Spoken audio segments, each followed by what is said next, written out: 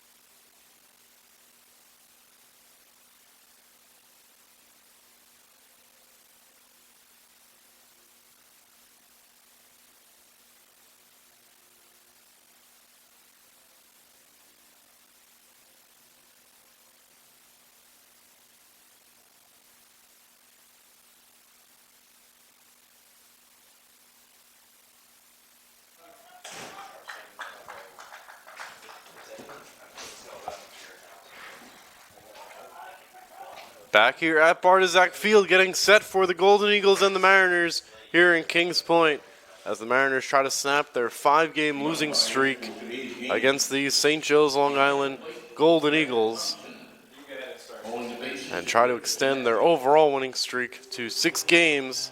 They hand the ball in Game 1 to the junior from Granbury, Texas, number 9, Ryan Felton. As we mentioned a moment ago, Ryan making his first career appearance against the St. Joe's, Long Island Golden Eagles. Ryan coming into this action, a 4-3 record overall on the season. His 4 wins lead the Mariners pitching department. A 3.63 ERA for Felton in 39 and 2/3 innings pitched, 39 hits, 25 runs, only 16 of them earned, 16 walks, 35 strikeouts for Mr. Felton. And for Ryan, it is about getting the ground balls, folks. When he is on, it is that soft contact, particularly the left side of the infield. So if Felton is on his game today, expect a busy afternoon for the likes of Jack Millen and Landon Trout on the left side of the infield, as Felton looks to be the benefactor of a Mariners offense that has been red hot as of late, folks, during this 5-game winning streak. The 2 wins on Monday and Tuesday against St. Elizabeth and John Jay. Merchant Marine able to pound out 22 runs in those 2 games, scoring 9 against the Eagles and 13 against John Jay. Most impressive about that, folks, 13 of the 22 runs scored with 2 outs, as Felton will look to do his part on the mound here in Game 1.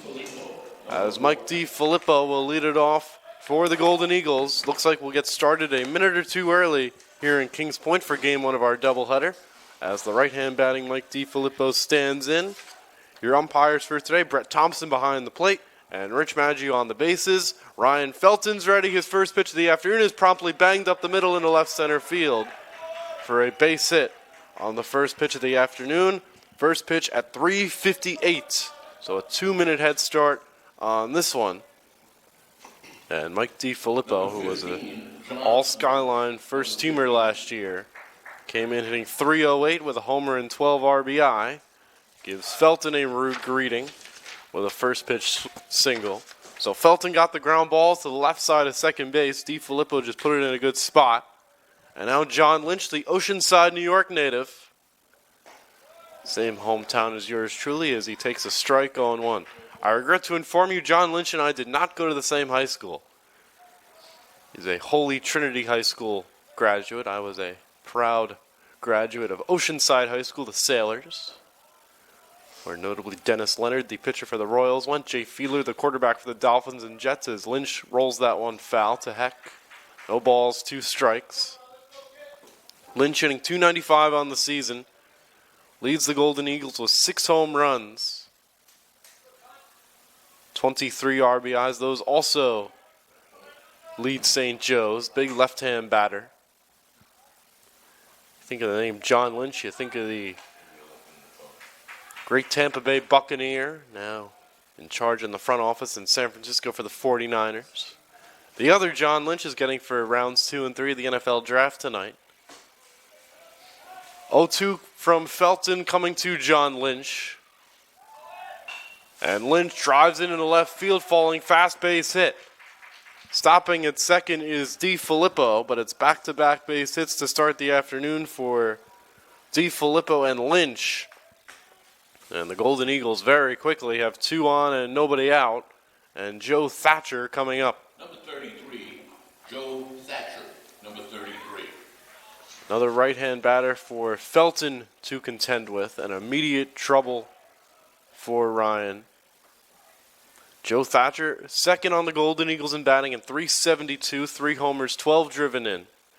DiFilippo started and stopped on the steal as Felton misses in the dirt ball 1. So a line drive, a soft line drive off the bat of John Lynch, but it was a good hitting by the Oceanside New York native, hitting in front of Luke Crew, who was playing deep in left field. Now Felton behind Thatcher, 1 ball, no strikes. That's carved to the right side. Vasquez full speed ahead toward foul territory, but that one well out of play. Count goes to 1-1. As it looked like a pretty clear-cut foul ball, but to Braden's credit, he went on the dead run towards that out-of-bounds area. Mariners have the double play defense set up on the infield, with the exception of Heck at first, who is in. As the 1-1 with Thatcher sit on the ground left side, Millen dives, corrals it between his legs, but has no play. At the very least, Jack saved that ball from going to the outfield. It's an infield hit for Thatcher to load the bases. And now Anselmo Hoya comes up with a chance to put a thumper on Merchant Marine early. Number 11, Anselmo Hoya. Number 11. If Millen doesn't get to that ball, I don't believe Trout would have either. So now Hoya, a chance to give the Golden Eagles a very early lead. 4 batters into the game, and he grounds one foul down the third base line. 0-1. And Anselmo Hoya, the Golden Eagles leading batter, at .375. A homer and 18 driven in. And for the purposes of good one-liners, unfortunately, Anselmo Hoya did not find his way to Georgetown. Would have been something if he played for the Georgetown Hoyas with the name Hoya on his back, as he carves this one in the right field. Vasquez comes in to pick it off, and holding at third is DiFilippo. So Mike DiFilippo must have done his homework on the right arm of Braden Vasquez in right field. Remember, Braden made that terrific throw to gun down Alvy Guerrion at the plate on Tuesday night in the John Jay game. And a hard line drive. DiFilippo froze, so it's a very hard and loud first out on the L9 on the scorecard. Now Jordan Ram Logan, .322 on the year for Jordan, a homer and 14 driven in. Bases loaded, 1 out, and that one is at the top of the letters, according to home plate umpire Brett Thompson, 0-1. Second visit to Bardazac Field this week for the home plate umpire Brett Thompson, who was here on Monday night when the Mariners beat St. Elizabeth 9-1. Rich Maggio on the bases. 0-1 from Felton. is popped up foul right side, and it's quickly 0-2. So Felton, after getting a very hard first out, now in a spot he could really use a strikeout. Ram Logan, about middle of the pack in Golden Eagles in terms of toughness to strike out. He has struck out 17 times this year in 87 at-bats, but he swings and misses on a dirt ball here for strike 3. Blocked by Klopsaddle. So after it was bases loaded, nobody out, it's now bases loaded, 2 out, as Ram Logan goes down swinging, and the inning is in the hands of Marco Gullo, the backstop for the Golden Eagles. Gullo an even 400 this year in 50 at-bats. He's 20 for 50. And he takes high ball 1. Mr. Gullo, no homers and 11 RBIs. So Felton 2/3 of the way through the woods after loading the bases with nobody out on 3 straight singles. 1-0 to Gullo is down and in. 2 balls, no strikes, and you hear the claps from the stands, folks. The St. Joe's fans made the trip from Patchogue and Suffolk County on this gorgeous Friday afternoon with rain expected in the forecast tomorrow. They have made the trip for this key doubleheader. 2-0 to Gullo is outside ball 3. So after Felton got the line out from Hoya and the strikeout of Ram Logan, he very quickly has fallen behind Gullo 3-0 and has run out of plank to walk on with the bases loaded. If it goes further than Gullo, Dom Crema's on deck. 3-0 from Ryan. It is a little bit low for ball 4, and that forces in the first run of the game. D. Filippo in to score.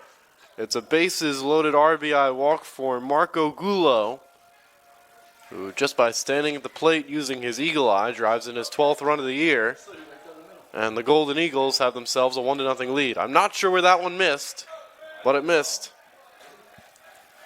And now Dom Crema hitting .253 with a homer and 13 driven in with the lime green tennis ball colored bat. Takes a breaking ball in there, 0-1.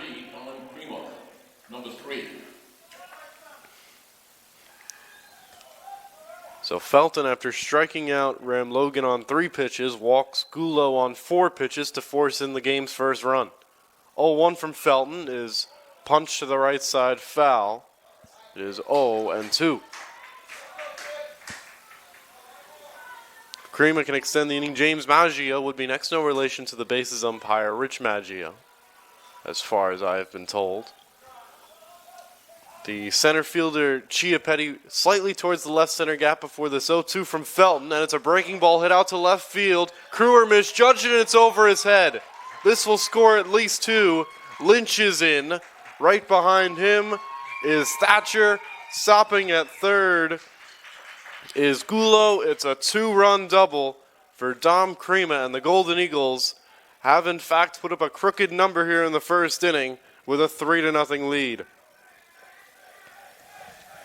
The 2 RBI for Crema are his 14th and 15th of the season. So after Felton loaded the bases with nobody out, he got 2 quick outs and then he runs scoring, but a bases loaded walk to Gullo and a 2-run double by Crema have changed the complexion of this game, and now that's upstairs to James Maggio, ball 1. So the 3-time defending Skyline champion Golden Eagles have come to Kings Point off to a flying start with 3 runs and still cooking here in the top of the first of a 7-inning game. 1-0 to Maggio. That's carved out to left center field. Crewer going way back again toward the wall, and it's out of here. James Maggio knocks one out of the ballpark right near the scoreboard in left center field. And in the span of 3 batters, it has all come crashing down on Ryan Felton here in the first inning. And the Golden Eagles have put up a 6 spot and have themselves a 6-0 lead here in the top of the first.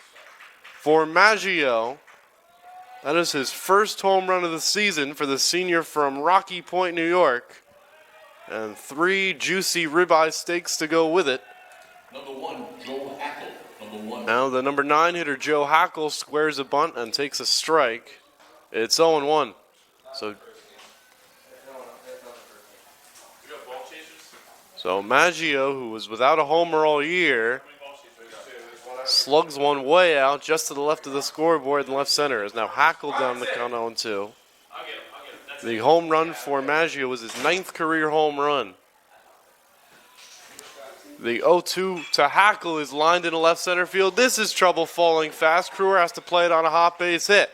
Hackle a wide turn at first, but he'll hold on there. And the 2-out rally continues for St. Joe's here in the first. Since the strikeout of Ram Logan to keep the bases loaded with 2 out, it's been a bases loaded walk to Gulo, a 2-run double by Crema, a 3-run homer by Maggio, now a base hit to Joe Hackle, and Mike DiFilippo, who led off this inning with a base hit on the first pitch of the game, gets his second turn at bat here in the first, and he takes low ball 1. So the Mariners a very early hill to climb themselves up. And for Felton, this already matches the most earned runs he's given up in any start this year. He's only 2/3 of the way through the first inning. As that's low, 2 balls, no strikes. Most runs Ryan has given up this year is 7, but 6 of those were unearned. Only one of them was earned. He gave up 7 runs to Coast Guard on March 25th. And just trying to find his way out of this disastrous top of the first. 2-0 to DiFilippo, shows a bunt and bunted through it. 2 balls, 1 strike. So certainly an interesting decision from DiFilippo to go all in on the bunt there. 2 balls, no strikes. As Hackle leads off first with 2 out. Golden Eagles have batted around here in the opening inning. Hackle is on the run, and DiFilippo slaps it to the right side, bobbled by Heck, and too late to the bag is Felton. Everybody's safe. We'll wait to see how they score that. And our official scorer, Joe Guster, today says that is a base hit for DiFilippo, who has his second hit of this first inning. Number 15, John Lynch. That is the 5th straight batter to reach against Felton and the 4th straight hit. A walk, 2-run double, 3-run homer, and 2 singles. Now John Lynch, for the second time this inning, takes a strike 0-1. Lynch singled to left and scored his first time on the 2-run double by Crema. 0-1 from Felton to Lynch. Runners take their lead first and second, and Lynch looks at another breaking ball for another strike. It's 0-2. St. Joe's, they've done it all on their own this inning. Mariners have not helped them out with any errors. 6 runs on 7 hits here in the top of the first, and still cooking. Looking for more here in a huge opener of a conference doubleheader. 0-2 is downstairs. 1 ball, 2 strikes.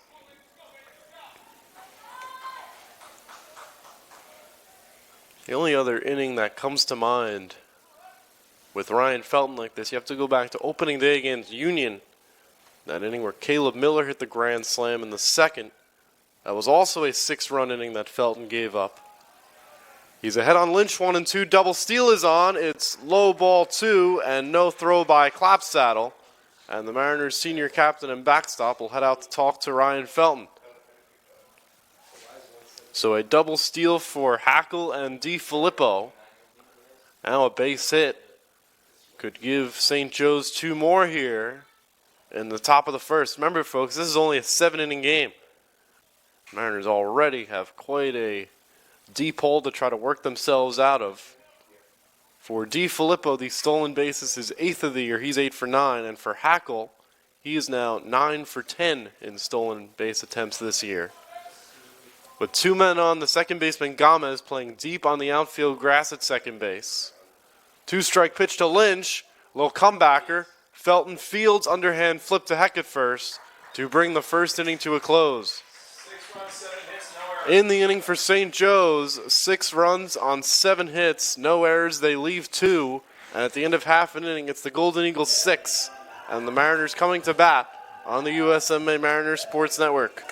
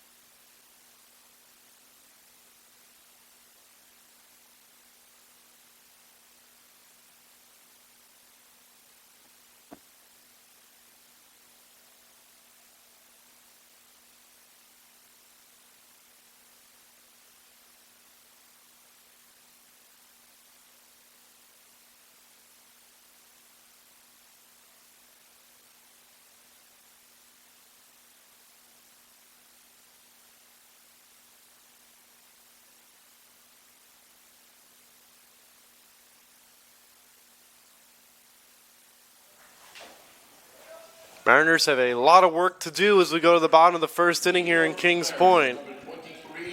After St. Joe's, highlighted by the 3-run homer by James Maggio on the top of the first, had themselves an early 6-0 lead. And it doesn't get any easier for Merchant Marine here in the bottom of the first. They get the tough customer, the right-hander Jack Kelly, number 17, as Jack Millen grounds the first pitch to short, and a 6-3 putout on one pitch begins the bottom of the first as DiFilippo throws out Millen for out number 1. So Jack Millen tried to take a page out of Mike DiFilippo's book swing at the first pitch. DiFilippo singled on the first pitch he saw to start the 6-run rally. Millen bounces out to short. So 1 pitch, 1 out now. Landon Trout was on base 4 times on Tuesday night, takes low ball 1. Mariners, let me tell you folks, will be very happy when Jack Kelly walks across the graduation stage at St. Joe's, Long Island, as the 1-0 to Trout is in there 1-1. Kelly in his career against Merchant Marine, 3-1, a 2.34 ERA. The one loss was in the playoffs, if you remember that memorable 12-10 game.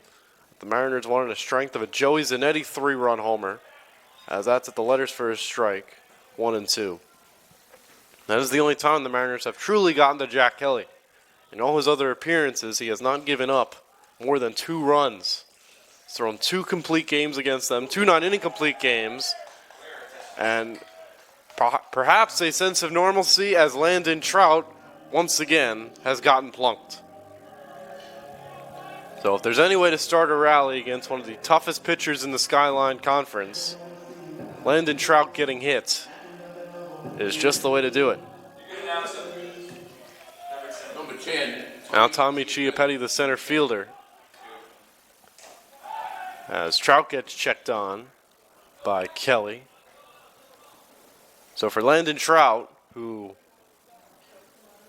gets hit by a pitch every time you turn your head around, that is the 20th time he's been plunked this year as Chiappetti takes a strike. 0-1. Chiappetti at 388 on the year, homerless with 27 RBIs. It's good for 4th on the Mariners. And Trout, despite taking one off the back, a healthy lead over there at first. And Kelly catches the outside corner near the letters 0-2. And I cannot imagine down by 6 runs in the first inning, Trout will be going anywhere. Golden Eagles have their double play defense set up against the right-hand hitting Chiappetti. And another check-in on Trout, who almost had that right hand come off the bag as he spun around to stand up. That's why you always hear in Little League, keep the tag on, kids. 0-2 to Chiappetti is down in the dirt, blocked by Gula, 1 ball, 2 strikes. So we came into this game talking about how the Mariners' offense has been red hot and how they scored 13 of their 22 runs the last 2 games with 2 outs. Well, St. Joe's has come and taken a page out of their book as that's outside ball 2. St. Joe's in that first inning, they score 5. They score all 6 runs, with 2 outs. The bases loaded walk, the 2-run double, and the 3-run homer. Trout lengthens his leads before the 2-2 to Chiappetti stays put. It skips in the dirt. Throw down by Gulo. Skips away into right field. Oh, and Trout holds on. That was an in-betweener there, as the first baseman Thatcher got a piece of his glove on that one, and enough to slow it down to leave Trout indecisive at first base. So it's a full count to Chiappetti. We'll see if Trout gets the green light at first base with 3 and 2, 1 out. Hard to imagine he would, down by 6. Another check in on Landon. Trout in stolen bases this year has been quite effective, 15 of 17. He stays put on the 3-2 and Chiappetti pounds it foul over the leap of Mike Notabar coaching third base. 3 balls, 2 strikes it remains. Kelly last year, his performance may have gotten forgotten about in such a lopsided score that was 10-0, but he had the Mariners number last year in the playoffs. We'll talk about that in a moment as Chiappetti takes in there, strike 3 called, throw it out on Trout is in time. So a lot happened in a short amount of time there. It was a very late strike 3 call by the home plate umpire, Brett Thompson. And to add insult to injury, Landon Trout gets thrown out by Marco Gulot and the first. That is the third time Trout has been caught stealing this season. For Merchant Marine in the inning, no runs, no hits, none left because of the caught stealing.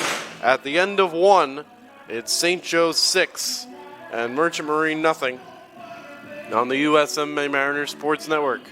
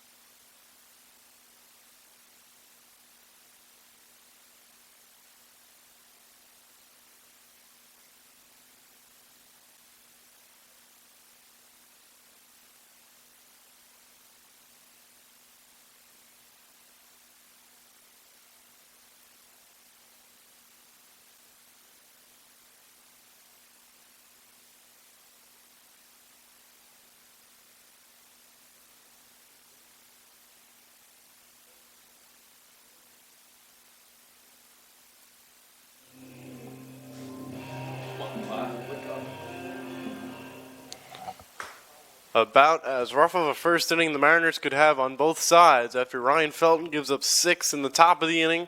A strike him out, throw him out double play to end the bottom of the first as Chiappetti struck out looking. Trout gets thrown out trying to steal. As we go to the second inning here at Bardazac Field, Ryan Felton back to work, trying to keep this deficit right where it is. Joe Thatcher, his second turn at bat, promptly lines the first pitch into left center field, and that's down for extra bases. Fielded by Chiappetti as it kicks around off the wall. Thatcher takes a turn headed for third, and he is in there with a head-first slide and a leadoff triple for Joe Thatcher. So for the second straight inning, the Golden Eagles swing at the first pitch of the inning and have themselves a base hit. Mike DiFilippo swung at the first pitch in the first inning, had a ground ball single, and Joe Thatcher a triple up the left center field gap, and just like that, the Golden Eagles 90 feet away from scoring another run. Now Anselmo Hoya stands in for the second time today. He lined out to Vasquez in right field his first time up. For Joe Thatcher, that is his third triple of the season. And down by 6 in the top of the second inning. Mike Noterbart, no choice but to bring his infield all the way in.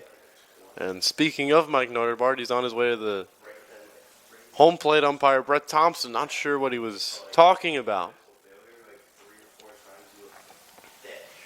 But now Hoya, a chance to bring in another run, who hit a ball about as hard as you could hit one without getting a hit. Hit a scolding line drive right to Vasquez in right field. So Felton in immediate trouble again here in the second inning. And a breaking ball to Hoya lands for a strike. 0-1.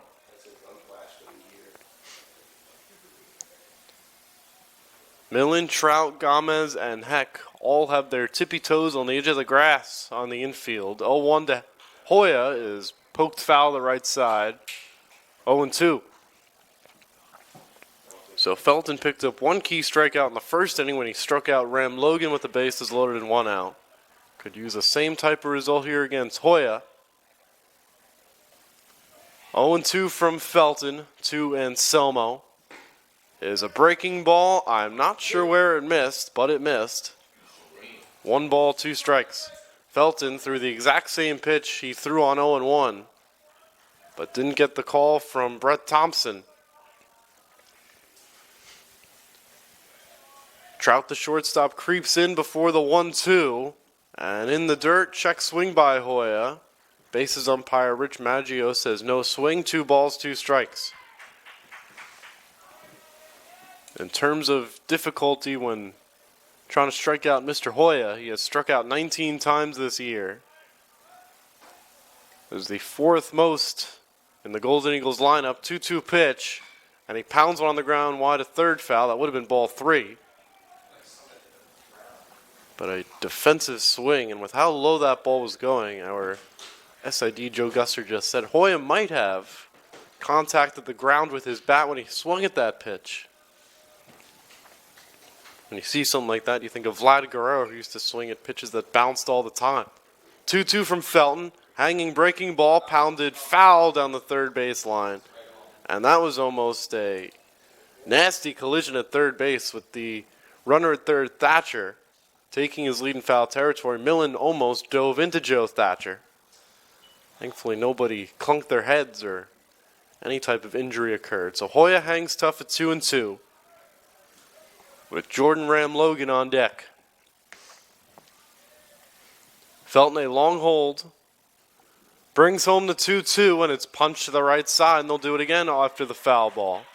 So Hoya, after immediately falling behind 0-2, has run this at bat now 7 pitches deep, and there will be an 8th. The center fielder, Chiappetti, over in the gap in left center against this majority right-hand hitting Golden Eagle lineup, as Hoya takes one up and away, ball 3. So from 0-2 to 3-2 on Anselmo Hoya, who does not walk a lot, folks. St. Joe's is a team they don't walk a bunch either. Hoya himself has only walked 3 times all year. Payoff from Felton is swung on, hit over Trout's head in the left center field, a base hit. Thatcher in to score. Quite a terrific at bat by Anselmo Hoya to drive in the 7th St. Joe's Long Island run, and the Golden Eagles stretch their lead to 7-0. So after falling behind 0-2, Hoya works a Number 5, Jordan Ram Logan. 9-pitch at bat and drives in run number 19 on the season. He has his first hit of the afternoon. Now only 2 batters in the Golden Eagle lineup have not recorded a hit. One of them is the man at the plate, Jordan Ram Logan, who struck out his first time up on 3 pitches, and he takes the ball inside 1-0. Ram Logan going batting gloveless on this very warm 72-degree afternoon. Only 2 batters having a hit are Ram Logan and the man on deck, Marco Gullo, who had a bases-loaded walk his first time up. 1-0 from Felton is right down the chute. 1 ball, 1 strike. And with another game behind this one, already down 7-0. These are still very key innings for Ryan Felton to work to save the bullpen. 1-1 coming to Ram Logan. Is swung on, blooped in a short center field. Long run in for Chiappetti. He can't get it, base hit. Good deke by Tommy to fake out Hoya momentarily to possibly keep him from going to third. But it's a base hit for Jordan Ram Logan. Marco Gullo, number 7. And in 14 batters now, folks, the Golden Eagles have 10 hits and a walk and 7 runs scored. Now Marco Gullo, who walked with the bases loaded to score the first run of the game, and he tries to bunt one back to the press box. It's 0-1. As if there was no protective netting or windows here in the booth at the Ray, that one might have ended up right in my lap. So first and second, nobody out. A run already home for St. Joe's here in the top of the second. Felton out of the stretch from the third base side of the rubber. 0-1. Gullo shows bunt again and takes it off the plate for ball 1. Talking to Mike Notebart about what makes St. Joe's so successful, he put it simply, they're an older team with loads of experience, having won the last 3 Skyline championships. They're an older team, a lot of upperclassmen, juniors and seniors. They know how to win games, and here they are on the road, giving it to the Mariners here in the first inning and a half as the bunt by Gullo, a successful sacrifice. 3-4 on the scorecard as Hoya and Ram Logan move up to second and third. And now Dom Crema, who already has a 2-run double in this game. Number 3, Don Cremo. A chance for 2 more RBI with second and third, 1 out. Infield in once again for Merchant Marine as they try to keep this deficit at 7-0. First one, a Crema breaking ball, finds the outside corner, 0-1. That's been Felton's best pitch so far. Despite the rough start, that breaking ball that drops right on the outside corner of the right-hand hitters. Outfield slightly in as well. Crewer the most shallow in left field. 0-1 to Crema. That one finds the outside corner as well. No balls, 2 strikes. So for Ryan Felton, if it ain't broke, don't fix it. That has been the answer so far. Picking off that outside corner with the off-speed stuff. He's ahead on Crema, no balls, 2 strikes, in desperate need of a punch-out. And Felton's delivery is in there, strike 3 called. Felton may have gotten a call, but Brett Thompson deems it strike 3 on the outside corner with the fastball. Crema goes down looking. It is the first strikeout for Ryan, or second strikeout, for Ryan Felton. First here in the second inning. And now James Maggio has the biggest hit in this game. A 3-run homer deep into left center in the first inning. Just to the left of the scoreboard out there. Bats with 2 on, 2 out, and another first pitch strike on a breaking ball, 0-1. If Maggio can extend the inning, Joe Hackle would be next.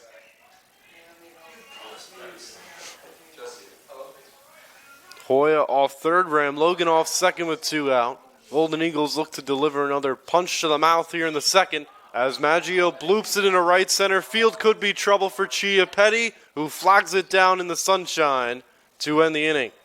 Golden Eagles have to settle for 1. On 3 hits, they strand 2.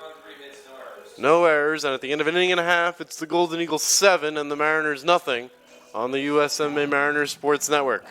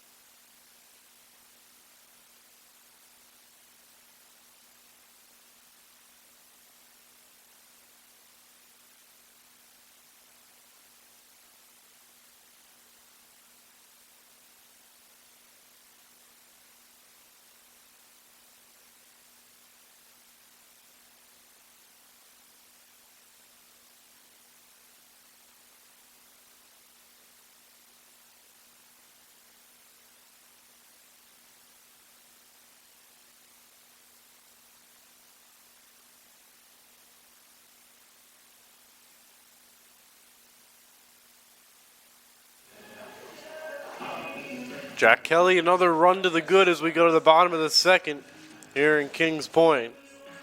Garrett Clapsaddle will lead it off for Merchant Marine here in the home second.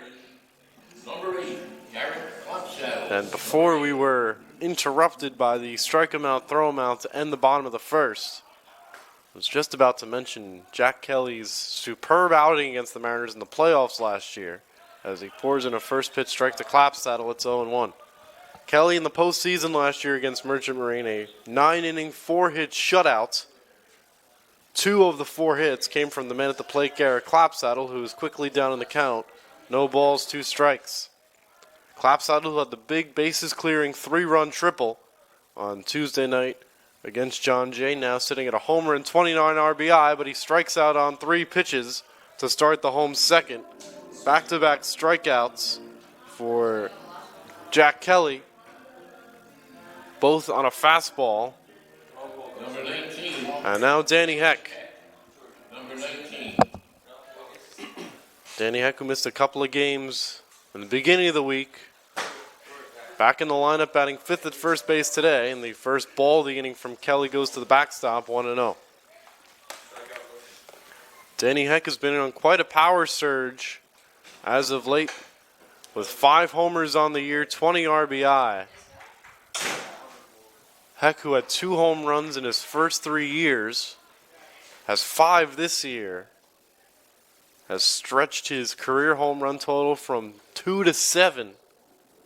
The senior from Massillon, Ohio, and a fastball strike again from Kelly.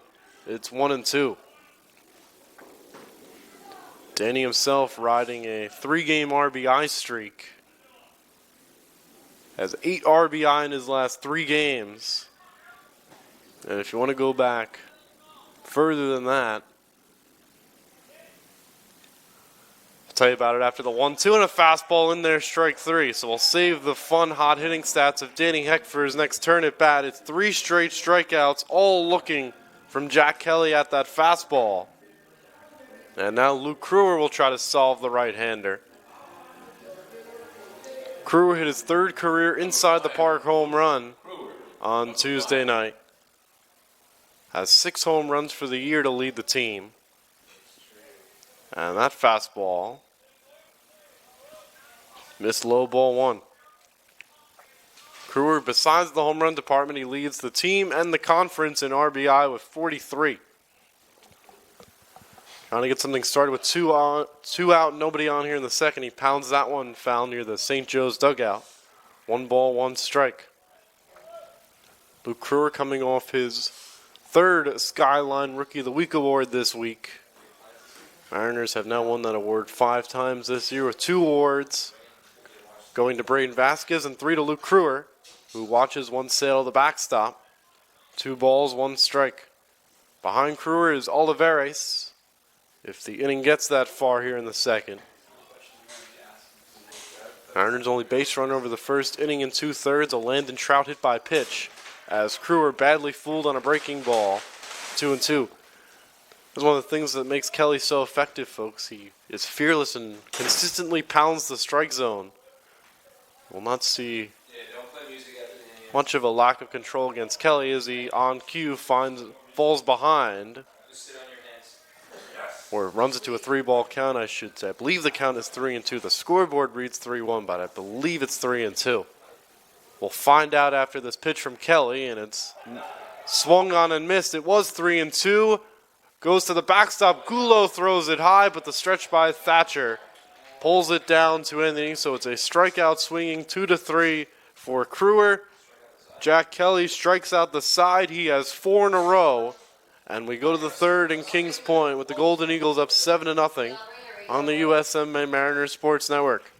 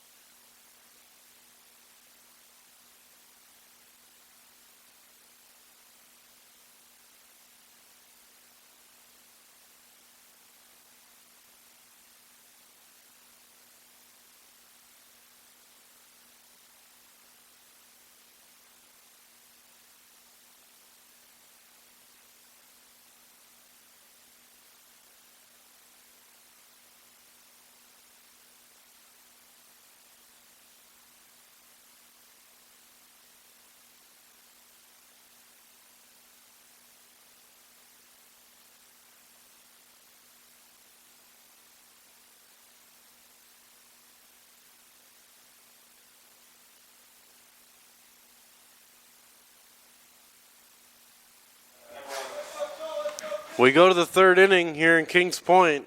Ryan Felton back to work. St. Joe's, Long Island, a 7-0 lead over Merchant Marine. George Whitbread back with you. Joe Hackle, the number 9 hitter, leads it off for St. Joe's and rips and misses at a fastball, 0-1. Hackle 1 for 1 today with a base hit his first time up. Also stole a base. 0-1 is low, ball 1, and we said it last inning. And we'll certainly say it again given its importance. In a 7-inning game that's already 7-0, it is imperative that Ryan Felton eats up more of these innings and saves the bullpen for game 2 as that's in 1-2. Mariners had a quick turnaround after this doubleheader, I should say, was supposed to be tomorrow. 2 more games for Merchant Marine on Sunday against Mount St. Vincent. As that's low to Hackle, 2 balls, 2 strikes. It'll be Hackle, DiFilippo, and Lynch, 9, 1, and 2 for St. Joe's here in the top of the third. 2-2 from Felton is carved out to right field. That turns foul toward the Mariners bullpen. So Hackle hangs in there. Golden Eagles have hit Felton hard over the first 2 with 7 runs on 10 hits. The 2-2 to Hackle is nubbed toward shortstop. Trout hustles in and throws out Hackle for out number 1 here in the third. So good start for Ryan Felton. Golden Eagles scored 6 runs on 7 hits in the first and 1 run on 3 hits in the second. Number 4, Mike DiFilippo. Now Mike DiFilippo, who is 2 for 2 with a run scored and a base hit so far. Or 2 base hits. Did not score his second go around the bases. As he swings away at the first pitch, pops it up right side. Gomez racing onto the infield dirt, and Christian makes the catch. And very quickly, 2 up, 2 down for Ryan Felton in the top of the third, and John Lynch coming up. Lynch is 1 for 2. He has singled, scored a run, and hit a comebacker to Felton in his second at bat in the first inning. Infield, outfield, straight up against Lynch. That's low and in for ball 1. John Lynch, the Golden Eagle team home run leader with 6, has not displayed his power yet today with some smart hitting to left field and a comebacker that got jammed on. And that breaking ball, I really don't know where it was, but it wasn't a strike. It's 2-0. That looked like it was center cut, that you could have split a match. It was that perfect, but Brett Thompson said no. The 2-0 is pop foul, 2-1. Clapsaddle held it for an extra beat, but did not get the call from Mr. Thompson. And we'll see how Ryan Felton responds. He's gotten a strike back. It's 2-1. And now it's 3-1 as Ryan misses high for ball 3. So Felton, despite the 7 runs he has given up in 2 2/3, the control has not been an issue. He's only walked 1 as Lynch fouls it back to the bricks, full count. The on-deck batter, Joe Thatcher, over to retrieve that foul ball, hoping for a turn here in the top of the third if Lynch can extend the inning. 3-2 from Felton to the left-hand batting Lynch, and he swings and bangs it up the middle for a base hit. So Lynch was ready for that breaking ball on 3-2 and sent it right back where it came from, up the middle. Second hit for John Lynch, 11th for the Golden Eagles in 2 2/3, and now Joe Thatcher. Thatcher is 2 for 2 with a single and a triple. He looks to extend this Golden Eagle third inning. When I think of the name Joe Thatcher, who do I think of? The former Major League player, Joe Thatcher, which I will have to talk about the next time Joe Thatcher comes up, as he interrupts me with a first pitch ground out to Trout at short for the 6-4 fielder choice. No runs, 1 hit, none left because of the fielder's choice. A big 0 put up by Ryan Felton in the third sends us to the bottom of the inning with the Mariners down 7-0 on the USMMA Mariners Sports Network.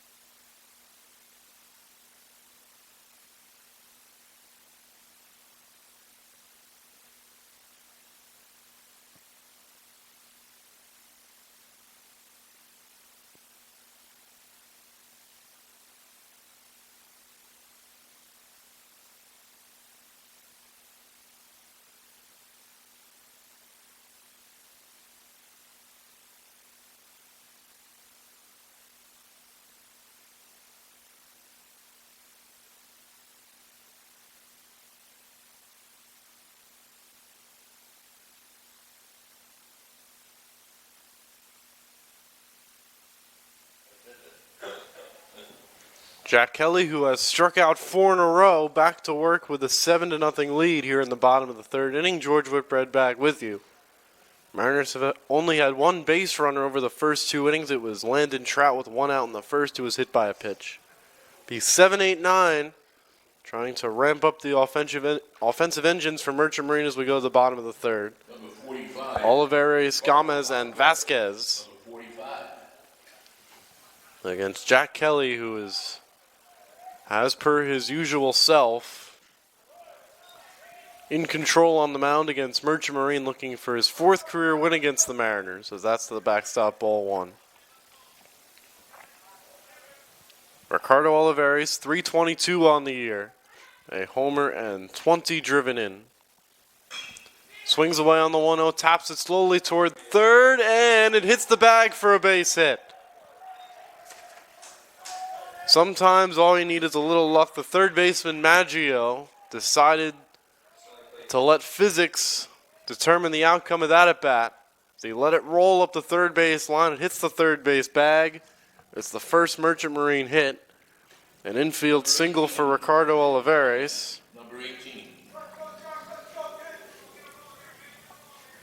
And now Christian Gomez, a throw over on Ricardo. He's back in there. So Olivares with that base hit now has a hit in 4 of his last 5 games. As Gomez pounds the first pitch foul on 1. Christian Gomez looks like he has taken a page out of Ben Taylor's book, using Luke Kruger's yellow bat up there. I suppose when the bat is used by the 3-time Skyline Rookie of the Week and the team home run leader, it might have some good juice in it. Gomez down 0-1. With Olivares off first, swings away, pounds it foul. No balls, 2 strikes. Christian Gomez in his own right, yellow bat or not, has been hot at the plate recently. 4 straight multi-RBI games for Christian. Has his average up to 276 on the year. No homers and 23 driven, and has 9 RBI during the 4-game multi-RBI streak he takes up and away for ball 1. And what I am most excited to report about Christian Gomez, I do not believe they are here today because of the rescheduling of this game today as opposed to tomorrow. I believe Christian's wonderful Golden Doodle Teddy is coming to town on Sunday, which I am very excited about. Also very exciting is Olivares moving up to second base on the wild pitch, or our official scorer Joe Guster says pass ball. That was a bit of a whiff by Marco Gullo. So Merchant Marine, their first runner in scoring position with nobody out.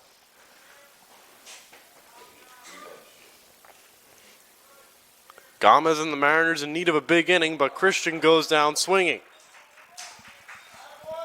That is the 5th strikeout in the last 6 batters for Jack Kelly. And he has his first out here in the 3rd. So Christian Gomez, who got himself on a hot streak by cutting down his swing, down his swing there, but still came up empty on the breaking ball from Kelly. Now Braden Vasquez will get his first ever look at the senior Jack Kelly. And Braden takes a first pitch fastball in there 0-1. Braden Vasquez at .434 this year. No homers, 19 RBI. Trying to chase home Olivares from second with 1 out. And Braden takes a slider off the plate for ball 1. After Vasquez, it goes back to the top of the order. And Jack Millen against the Lindenhurst, New York native, Jack Kelly. 1-1, Braden swings, nubs it off the ground. Throw to first is in time. The Mariners fans in attendance not happy. Ralph Maggio, who did himself no goods by staying 40 feet away from the play, calls Vasquez out at first base. It's a 2-3 on the scorecard. Number 23, Jack Millen. Olivares to third base. Vasquez is out. 2-3. And whenever you have a questionable call like that, I'm not one to judge the umpires for out or safe because I wear glasses. But I would at least hope when you are an umpire, you get yourself in the best position to make a call. And as that play developed, Ralph Maggio stayed put and did not make any sort of motion toward the first base bag to get himself in better position to make that call. As Millen takes a strike, and suddenly it's 1-2. Millen trying to get the Mariners on the board here in the bottom of the second inning. Olivares off third with 2 out, and that is low 2-2. And this is a spot where Kelly, you've seen him sail a couple of sliders to the backstop over the first 2 2/3. If you're Olivares, you have to be alert on third base for a ball in the dirt. 2-2 to Millen, hits a comebacker. Kelly fields, underhand, flip to first is in time to end the inning. Mariners get Olivares to second with nobody out, but they do not score. And we go to the fourth inning here in Kings Point. No runs, 1 hit, 1 left through 3. It's St. Joe's Long Island 7 and Merchant Marine nothing on the USMMA Mariners Sports Network.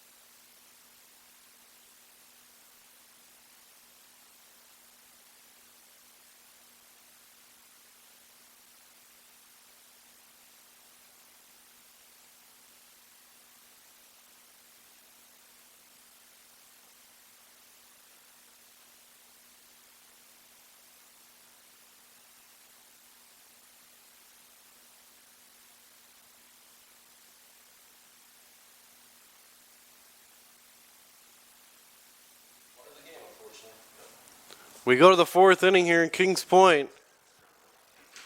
Ryan Felton back to work, trying to keep up his work as a good soldier after giving up 7 runs in the first 2 innings. Had a very clean third inning. Number 11, Salmo Hoya, number 11. And Salmo Hoya will lead it off for the Golden Eagles as we go to the fourth. And Hoya gets fooled on a breaking ball. It's 0-1. Hoya is 1 for 2 today. He lined out to Vasquez in right. And an RBI single his last time up in the second to plate the Golden Eagles' lone run of inning number 2. George Whitbread back with you as the 0-1 to Hoya. Misses down and away. 1 ball, 1 strike. The sun has disappeared behind the clouds, so perhaps a bit cooler out there as Hoya drives one into right center field. Vasquez and Chiappetti, and it's Chiappetti, the center fielder, to flag it down in the right center gap for the first out here in the fourth. That's an F8 on the scorecard. And now Jordan Ram Logan, who has struck out and singled 1 for 2. Number 5. As we said in the open, Felton is at his best when he's getting weak contact. Golden Eagles hit their fair share of fly balls and ground balls today. First one of Ram Logan is hit off the fist right to Heck at first base, and in fair territory, Danny picks it off for out number 2. That is a P3 on the scorecard, as there's more of that weak contact that Ryan Felton loves to produce, as Ram Logan hit that ball off his thumbs. And now Felton looks for his first 1-2-3 inning of the afternoon, with the catcher Marco Gullo at the plate, who takes a breaking ball strike, 0-1. Well, don't announce when he's in his lineup. And if you're wondering why there has not been music played between innings or when the Mariners hitters are coming to bat, the Flying Bridge Parade is going on this afternoon at Kings Point. As Gullo grounds one to first, they call a foul ball as it hit his foot. So it's 0-2. I just meant, like, at that moment. So that's the Flying Bridge Parade. If you can hear the drum beat behind us happening on Stepping Stone Lane. Mariners have their flying bridge parade going on this afternoon, so no music after 4:30 here in Kings Point, between innings or when Mariners hitters are coming to bat, as that skips in the dirt. 1 ball, 2 strikes. If Gulo can extend the inning, Dom Cremo would be next. Golden Eagles lead by 7, looking for their 6th straight win against the Mariners. 1-2 is swung on and missed by Gulo, strike 3. Third strikeout for Ryan Felton, as he has his first 1-2-3 inning of the afternoon. No runs, no hits, no errors, none left. At the end of 3.5, it's still 7-0 St. Joe's on the USMMA Mariners Sports Network.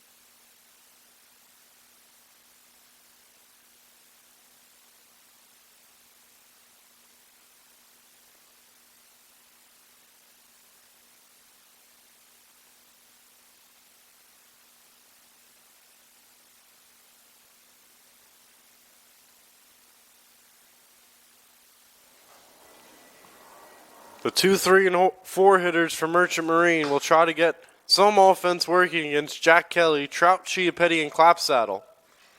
Mariners have 1 hit through the first 3 against the senior from Lindenhurst, Jack Kelly.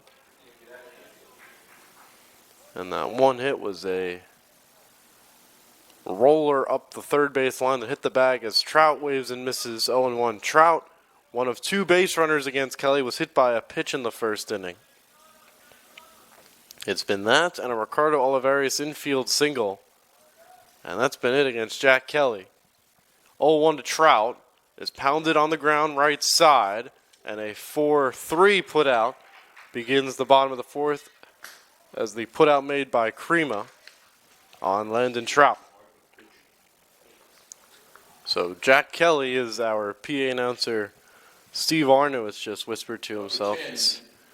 Mr. Kelly understands the art of pitching. He can get you out with weak contact, and he can strike you out as well.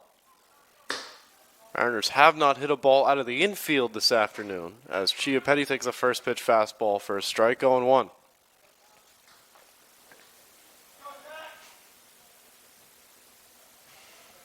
Oh-1 from Kelly. Chiappetti fooled on the slider. It's 0-2, and all Chiappetti can do after that pitch is walk out of the batter's box shaking his head.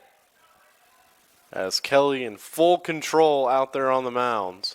0-2, bounces in the dirt. 1 ball, 2 strikes.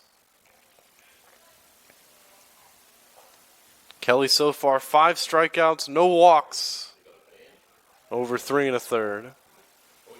As perhaps the flying bridge parade happening behind us on Stepping Stone Lane could give the Mariners some life as Chiappetti pounds one slowly. Tough play for Crema, not in time on the throw. It's an infield single for Tommy Chiappetti. 3rd Mariners base runner of the game. 2 have been infield singles. The other, of course, the hit by pitch. First hit of the game for Chiappetti. Garrett Clapsaddle, number 8. And for Tommy, that will extend his hitting streak. We'll give you the updated stats against before Clapsaddle, who rolls one through the left side, base hit. Not hit all that hard, but hit in the right spot, right through the 5.5 hole. Chiappetti holds on at second base, and the Mariners have their first real threat of the day against Jack Kelly with a couple of singles from Chiappetti and Clapsaddle. And Danny Heck, who's second on the team in home runs with 5 coming up. The base hit for Chiappetti extends his hitting streak to 6 games. And now Danny Heck takes low, ball 1. Danny, 3 of his 5 home runs this year have come at Bardazac Field. He could use one big swing right here to get the Mariners back in this game. 1-0 to Danny. It's hit up the middle and into center field, a base hit. Around third comes Chiappetti. No throw made. It's an RBI single for Danny Heck. And the Mariners are on the board here in the home fourth. It's 7-1. 21st RBI of the year for Danny Heck, who continues his run production barrage. That is his 4th straight game with an RBI. And now Luke Crewer, the team's home run leader, who had a 3-run homer earlier in the week, looking for another one right here to get the Mariners right back in it, takes low and away, ball 1. Luke, the 3-run homer on Monday night against St. Elizabeth, also had the inside the park home run against John Jay, the 2-run homer on Tuesday night, and he takes low 2-0. So Kelly, who was untouchable over the first 3 1/3, a soft infield single by Chiappetti, a well-placed single to left by Klopsaddle. The RBI hit by Heck, and now a big 2-0 to Crewer, who takes it in there, 2-1. So Merchant Marine, after only registering 1 hit over the first 11 batters faced, as that's pounded foul and hit the catcher Gulo in the leg. That hurts. Got him in the thigh on the right side. It's 2-2 to Crewer.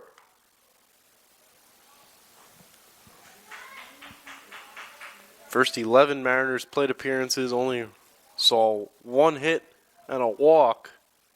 It's been 3 straight hits from Chiappetti, Klopsaddle, and Heck to produce a run. Looking for more, down by 6 here in the 4th.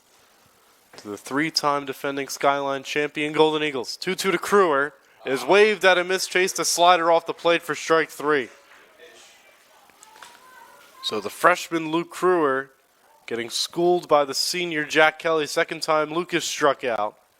That is punch out number 6 for Kelly. And the inning lays in the hands of Ricardo Olivares, who recorded Merchant Marine's first hit with a roller up the third baseline that James Maggio elected to let roll and hit the third base bag. 2 on, 2 out. Mariners need a crooked number here in the 4th as Olivares takes low and away for ball 1.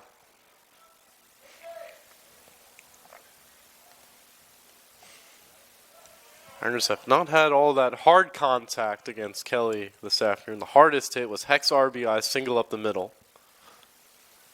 The infield hits by Olivares and Chiappetti soft, as that almost goes to the backstop. A splendid backhand stop by Gulo behind the plate as Kelly yanked that slider.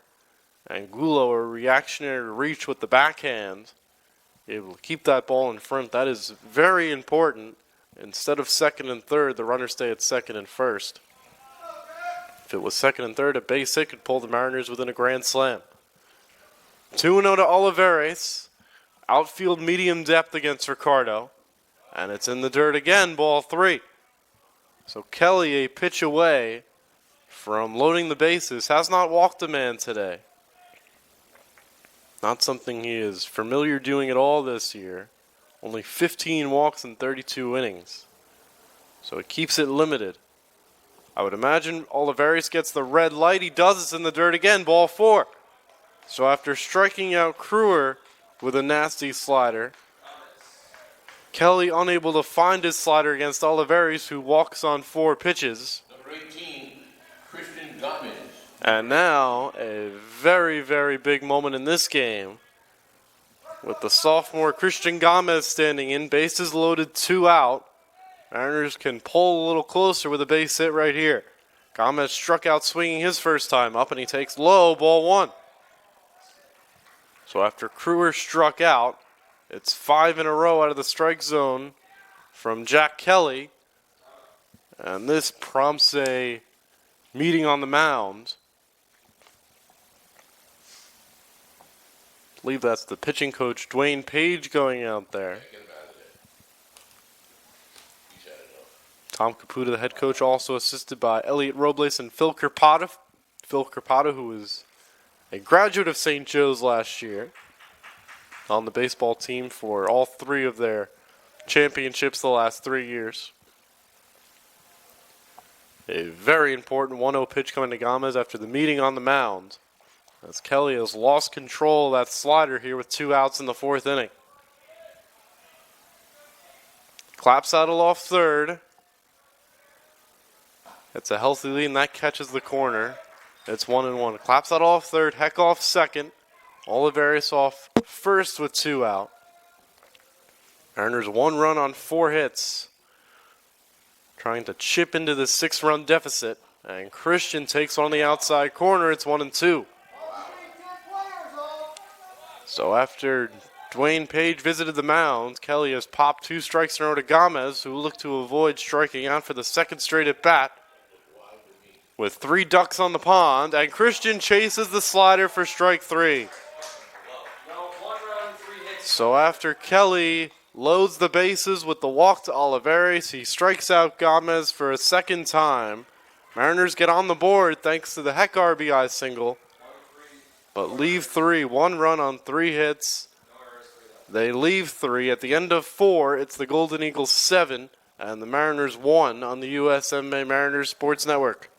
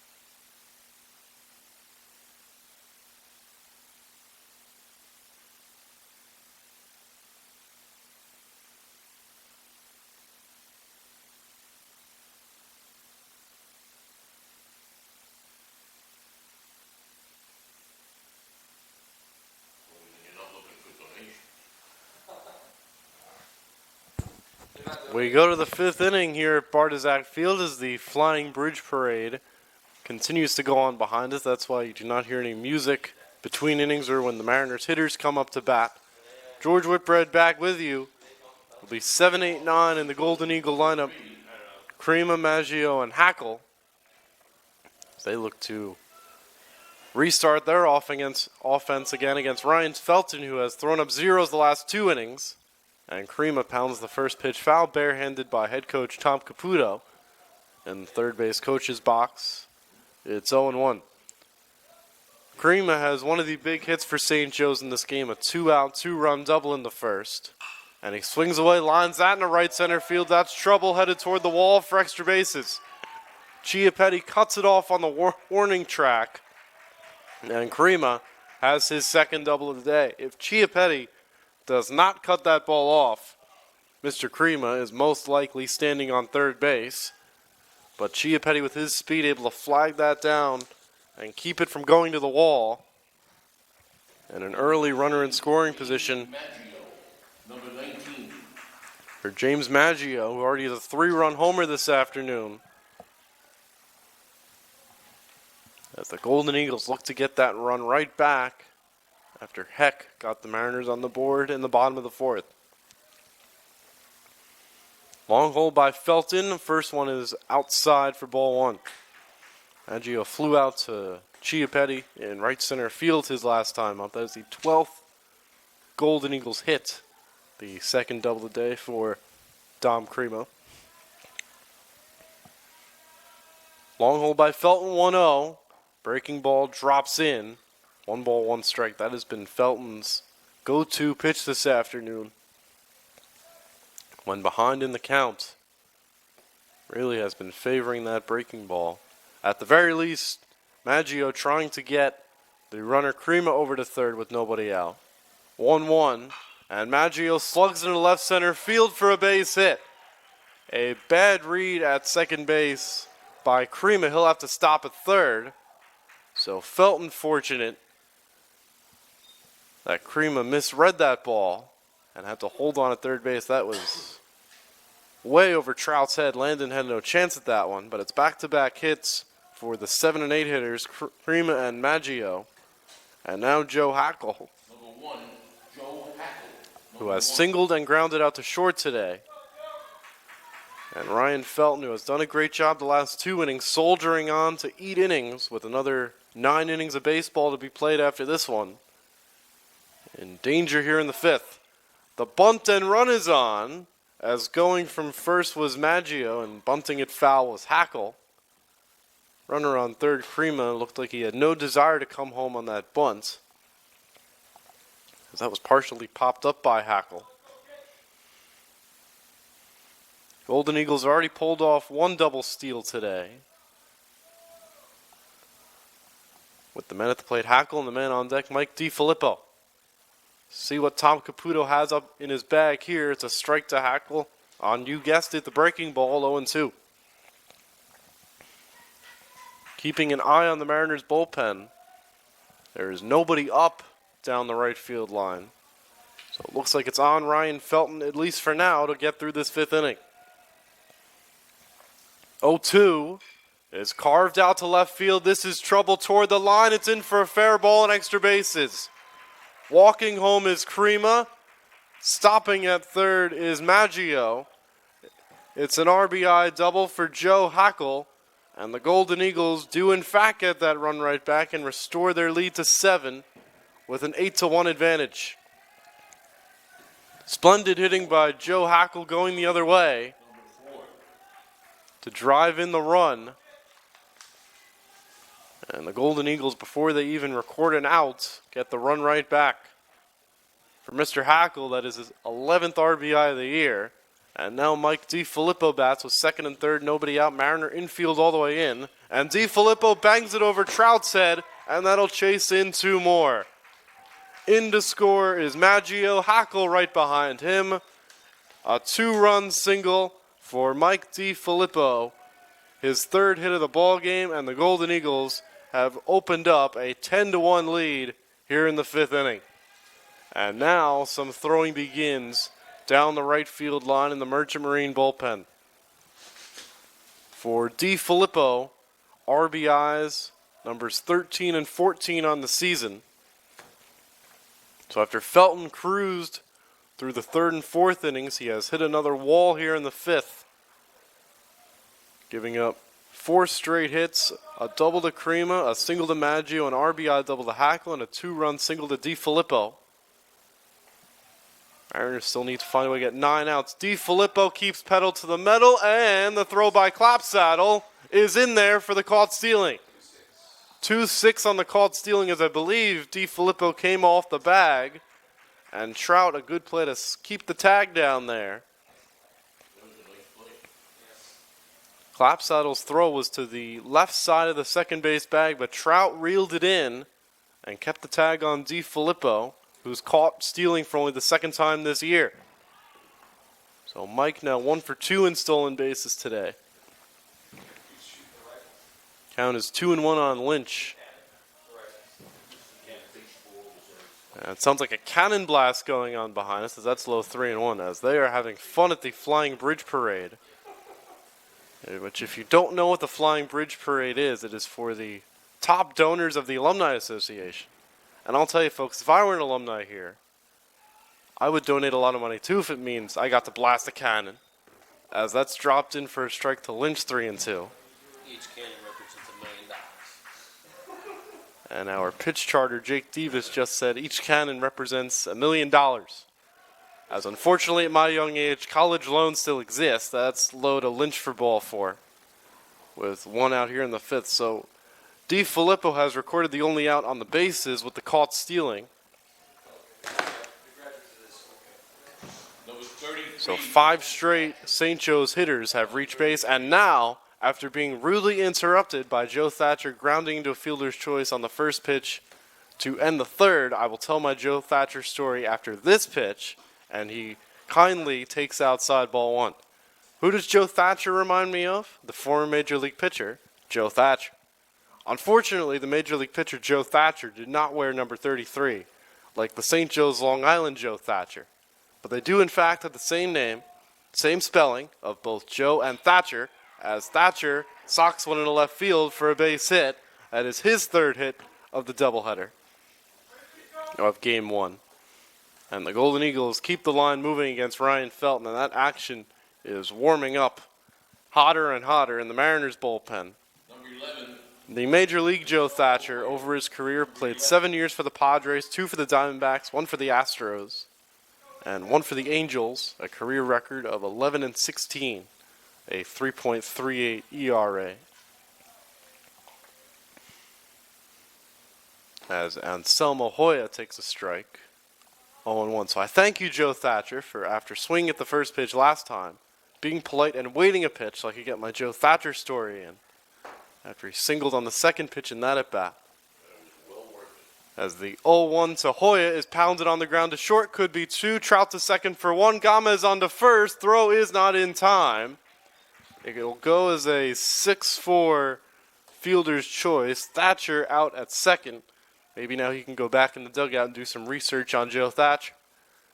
As Jordan Ram Logan stands in with 2 out, and the corner's covered here in the 5th. Ram Logan, number 5. Ram Logan is 1 for 3 today. He has struck out, singled, and popped to heck at first. Golden Eagles 10 runs on 16 hits in 4 2/3 against Ryan Felton. Ryan working from the first base side of the rubber. Gets it popped up to the right side. Long run in for Vasquez, and it lands foul. There was no chance the second baseman Gomez was going to get to that ball. And Braden running full speed, I believe once he saw that ball was going to land outside the chalk, he decided to slow it down. So it's strike 1 on Ram Logan. How do you like this for a stat, folks? Of the 9 St. Joe's hitters in the lineup, 6 of them already have multi-hit games, and only 1 player in the Golden Eagle lineup does not have a hit. Hoya and Ram Logan are the 2 Golden Eagles who do not have multi-hit games but do have a hit. Hoya is 1 for 4, Ram Logan's 1 for 3, and Marco Gullo, the only batter in the Golden Eagle lineup without a hit, he is 0 for 1 with an RBI and a walk, and a run scored. 1-1 to Ram Logan. Runner goes from first, pitches a strike, throw down by Clapsaddle, is in time, and it inadvertently saves a run. As breaking for the plate on that play was Lynch, but getting thrown out at second base is Hoya to end the inning. 3 runs, 5 hits, 1 left on. In the inning for St. Joe's, they add 3 runs on 5 hits, 1 left. 2 caught stealings in the inning help Ryan Felton escape the top of the 5th. It's 10-1 St. Joe's as we go to the bottom of the 5th on the USMMA Mariners Sports Network.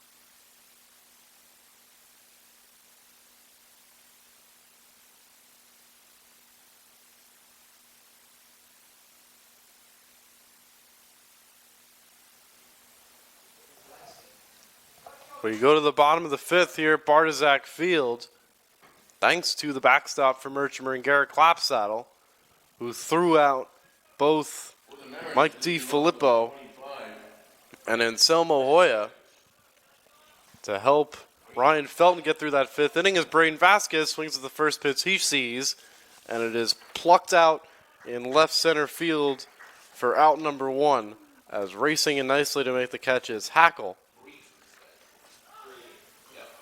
So Vasquez flies out in the first pitch he sees, and for Garrett Clapsaddle with those 2 caught stealings in the 5th inning, now give him 8 runners caught stealing this year. And now Millen, who is 0 for 2 with a couple of ground balls. One to short, one back to Kelly on the mound, and he's down the count after the foul, 0-1. The sun has come out here at Bardazac Field. Now it's 70 degrees with a whole heck of a lot of rain in the forecast tomorrow. Moved up to a Friday doubleheader. That's in for a strike, 0-2. And so far, Mr. Kelly has been raining on the Mariners parade. Not their bridge parade, which is still going on behind us. As Millen pops one into right center field, falling fast for a base hit. And Jack Millen picks up a 1-out single here in the bottom of inning number 5. His first hit of the day in the Mariners' 5th against Jack Kelly. Number 1. So Jack Millen, who came in hitting .407, now extends his hitting streak to 19 games as Trout takes downstairs ball 1. Jack, before he missed a bit of time, was on a 16-game hitting streak, went 1 for 5 on Monday against St. Elizabeth with that 8th inning base hit to extend it, went 2 for 5 on Tuesday against John Jay. And Trout on a fastball but fouls it back. 1 ball, 1 strike. Cannot imagine Millen will be running anywhere down by 9 runs in a 7-inning game. Mariners only have 8 outs left to work with, down by 9 against Jack Kelly, who is in prime position to pick up his 4th career win against Merchant Marine. The center fielder Hackle shaded towards left center as Trout takes one off the plate, 2-1.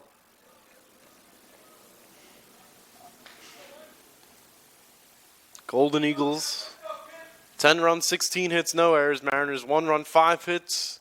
We are here in the 5th of game 1 of our doubleheader as Trout takes one just off the outside corner, 3-1. Mariners need base runners any way they can get them. As we just mentioned a moment ago, 1 run on 5 hits. Kelly has only surrendered 1 walk and 1 hit by pitch. 3-1 to Trout. Swings away and fouls it off to the left side, 3-2. And I would not imagine Millen would be going anywhere, given the score and inning. Double play defense set up for Tom Caputo and St. Joe's, as there is some stirring around in their bullpen down the left field line. Millen stays put, and Trout, a check swing foul to the backstop. Count remains full, 3-2 with Tommy Chiappetti on deck, who has one of the 5 Mariner hits this afternoon. It's been 5 singles against Kelly, Millen, Chiappetti, Clapsaddle, Heck, and Olivares. Another 3-2 from Kelly. Millen stays put, and Trout pops it up left side. It is a foul ball, and in foul territory, Ram Logan makes the catch for out number 2. So Kelly continuing to attack the strike zone with a 9-run lead. Gets the very disciplined Landon Trout to fly out to left in foul territory. Now Chiappetti, who extended his hitting streak to 6 games with an infield single to second his last time up. One of 3 straight hits. It's the Mariners' best rally against Jack Kelly this afternoon. With 1 out, nobody on, 3 straight hits from Chiappetti, Clapsaddle, and then the RBI single by Danny Heck. Mariners only run so far here in 4 2/3 in game 1. There is throwing in the Merchant Marine bullpen down the right field line, so we'll see if Ryan Felton's day is done after 5 innings. As Chiappetti takes outside, 2-0. Garrett Clapsaddle with his shin guards on deck, hoping for a turn here in the bottom of the 5th. And another check in, and Millen is back in there. Cannot imagine a stolen base attempt is in the cards here for USMMA. Just need to string together base runners. 2-0 to Chiappetti is in there with a fastball, 2-1. As we have gotten later in this game, the crowd has increased in size. A decent crowd for a Friday afternoon here at Bardazac Field. 2-1 to Chiappetti. Is a fastball right on the outside corner. Chiappetti didn't like that call by home plate umpire Brett Thompson. It's 2-2, and so far, Brett Thompson has really enjoyed calling the outside strike. 2-2 to Chiappetti. From Kelly is laced into center field for a base hit. Millen with 2 outs. No reason to risk anything, go to third. Holds on at second. Chiappetti, his second straight base hit. Merchant Marine 6th. And for the second straight inning, Mariners get a man in scoring position with Garrett Clapsaddle coming up. Garrett 1 for 2 today. Number 8. Has struck out looking and singled through the left side. Mariners are after only 1 hit through the first 3 innings against Kelly. Have 5 over the last inning and 2/3, but only 1 run to show for it. And Clapsaddle takes a slider off the plate for ball 1. Even if the Mariners don't come all the way back and win this game, you at least want to put competitive bats together and produce some runs. The skill level of both these teams, that's outside 2-0. Mariners could very well see Jack Kelly again Mother's Day weekend during the Skyline Conference Tournament, which Merchant Marine hopes is right here at Bardazac Field. They would have to secure the number 1 seed. The 2-0 from Kelly. Not sure where it missed. Brett Thompson didn't call the outside strike that time. It's 3-0. Down by 9 runs, I would almost assure you that Clapsaddle will be taking on 3-0. With Danny Heck, the only man to produce a run against Kelly, standing on deck. And that slider's yanked down and away, ball 4. Second walk given up by Kelly. And for the second straight inning, Merchant Marine has loaded the bases. And Danny Heck to stand in. Number 19. Danny Heck. Number 19. Gomez batted with the bases loaded in the 4th inning and struck out. And Danny Heck and his 5 home runs stride to the plate, and he drives one to center field, falling fast base hit. Millen scores. Right behind him is Chiappetti. Danny Heck, his 2nd and 3rd RBIs of game 1. Mariners pull a little bit closer. It's now 10-3 St. Joe's. So welcome back to the lineup, Danny Heck. 2 run scoring hits. 1 an RBI single, now a 2-run single. And now Danny Heck ties himself with Christian Gomez, 23 RBI on the year for the senior from Massillon, Ohio. And now Luke Crewer with 1 big swing could pull the Mariners within a grand slam, as that's low ball 1. And now the action is ramping up down the left field line in the Golden Eagles bullpen, as the Mariners appear to have figured out Jack Kelly. 1-0, that's ripped up the middle for a base hit, and it'll play another run. Around third comes Clapsaddle. No throw to the plate. It's an RBI single for Luke Crewer, and the Mariners cut the deficit to 6. It's 10-4. So Crewer picks up the RBI. His team leading and conference leading, 44th of the season. Ricardo Oliveras, number 45. 4 straight men have reached against Kelly, all with 2 out. Chiappetti single, Clapsaddle walk, and back-to-back run-scoring hits by Heck and Crewer. And now Ricardo Oliveras, if he can put a charge into 1, can cut this St. Joe's lead in half. He takes high ball 1. So Kelly has appeared to have hit a wall with 2 outs here in the 5th inning. And how big do the 3 runs by St. Joe's look that came in the top of the inning? 1-0 to Oliveras. Is swung on, hit on the ground to short. This will end the inning a 6-4 fielder's choice. Puts the 5th inning to bed as the flip made by DiFilippo to Crema. Mariners get the 3 runs right back in the bottom of the 5th in the inning. 3 runs on 3 hits. They leave 2 at the end of 5. It's St. Joseph's Long Island 10 and Merchant Marine 4 on the USMMA Mariners Sports Network.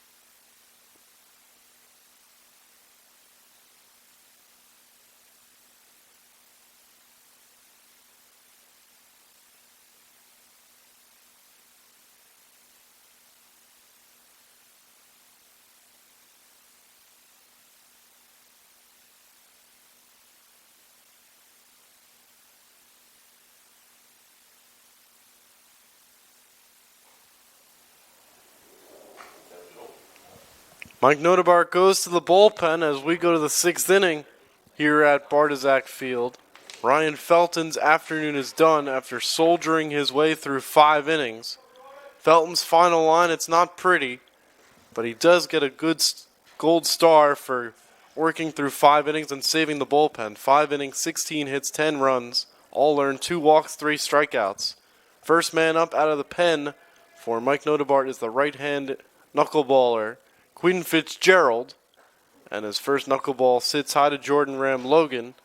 It's 1-0. Ram-Logan 1 for 3 today, was hung out to dry at the plate when Anselmo Hoya got thrown out to end the 5th inning. Fitzgerald's 1-0, a knuckleball, sits high again, 2 balls, no strikes. 6 runs in that 5th inning, folks. 3 for St. Joe's, 3 for Merchant Marine, and now it's Quinn Fitzgerald's turn, trying to keep this game right where it is. 2-0. Ram-Logan shows a bunt, and it rolls foul up the first base line. Would have been trouble for Clapsaddle had that stayed fair. It's 2 balls, 1 strike for Fitz on the year. This is his 7th appearance, a 9.95 ERA in 6 1/3 innings. Only 3 hits, 8 runs, 7 of them earned. The Achilles heel for Fitzgerald. 10 walks compared to 4 strikeouts in those 6 1/3 innings. Fitzgerald last pitched on April 9th, so it's been a 16-day off period for Fitzgerald, and I'm not sure where that knuckleball missed, but Brett Thompson said it did. It's 3-1. Fitzgerald trying to rebound after that performance 16 days ago against CCNY. Didn't allow a hit, but gave up 2 runs, 1 of them earned. Failed to record an out as that dips low, ball 4. So just as we said, the walks have been a problem for Fitzgerald this year. Walks his 11th batter in 6 1/3 innings. And now Marco Gullo, the catcher for St. Joe's Long Island. Number 7. Gullo drove in the game's opening run by simply having a good eye, drew a bases-loaded walk on 4 pitches against Ryan Felton. And Fitzgerald's first delivery sits high again with the knuckleball, 1-0. And it just looks like Quinn is pulling off with that knuckleball, almost like he's aiming it toward the plate rather than throwing it. You hear when pitchers have trouble with their control, they start aiming it as opposed to throwing it. And Fitzgerald looks like he aimed that one too, and he misses up and away. Looks like a fastball from Quinn. It's 2-0. And Clapsaddle, trying to help his young pitcher out, came out of his crouch a couple of times to give Quinn an extra moment. The sophomore from Jupiter, Florida. A check-in on Ram-Logan, who's back in there. Golden Eagles had 2 runners caught stealing in the 5th with DiFilippo and Hoya. See if Tom Caputo goes back into his stolen base tricks here in the top of the 6th. 2-0 from Fitzgerald, who drops a knuckleball in. Clapsaddle wasn't able to control it. It was knuckling so much. It's 2-1. Behind Gullo, Crema, and Maggio have driven in 5 of the 10 St. Joe's runs this afternoon. So this is an area you want to get at least 1 out if you're Fitzgerald, if not 2 with a ground ball. And that's nowhere close, up and away, 3-1. So Quinn really struggling with his control after coming on for Ryan Felton, and already there is throwing down the right field line in the USMMA bullpen. 3-1 to Gullo. Fitzgerald's delivery is in for a strike. Ram-Logan goes from first and steals the base. So Ram-Logan got a read on Fitzgerald after looking at the first 4 windups. And Ram-Logan extends his stolen base team lead with his 23rd of the season. He is now 23 of 29 on the year. Payoff pitch from Fitzgerald is in the dirt, ball 4. Back-to-back walks for Quinn Fitzgerald, and we'll see what Mike Notebart wants to do.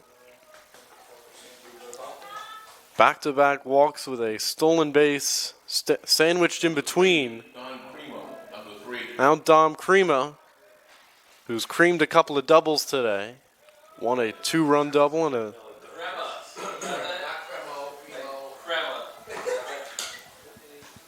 his last time up, and that one misses low, ball one. And we were just informed by Dom Crema's dad. It is Dom Crema, so I apologize, Dom. You should tell the coach. There was no name on no pronunciation on the pronunciation guide. So it is Dom Crema. Thank you to Mr. Crema, who is in attendance wearing a bright yellow St. Joe's Long Island shirt, for delivering such important information. Fitzgerald behind 2-0, bounces it in there 3-0. And Quinn really struggling with the control right now. And Crema, I would doubt he gets the green light, but with the hot bat he has been swinging this afternoon. 3-0 from Fitzgerald. And he misses low for ball four. He has walked the bases loaded. And we'll see what type of visit this prompts. The action has ramped up in the Mariners bullpen. And Garrett Clapsaddle takes the very slow walk out to the sophomore Quinn Fitzgerald. So walks to Ramlogan, Gulo, and Crema. And now James Maggio, who already has a single and a 3-run homer today. And Mike Notebart has seen enough. So for the second straight appearance, Quinn Fitzgerald, 16 days apart, he fails to record an out. And he'll take his exit. Looks like Parker Hutchins will be coming in to pitch for Merchant Marine. We'll take a break and be back in a moment on the USMMA Mariners Sports Network.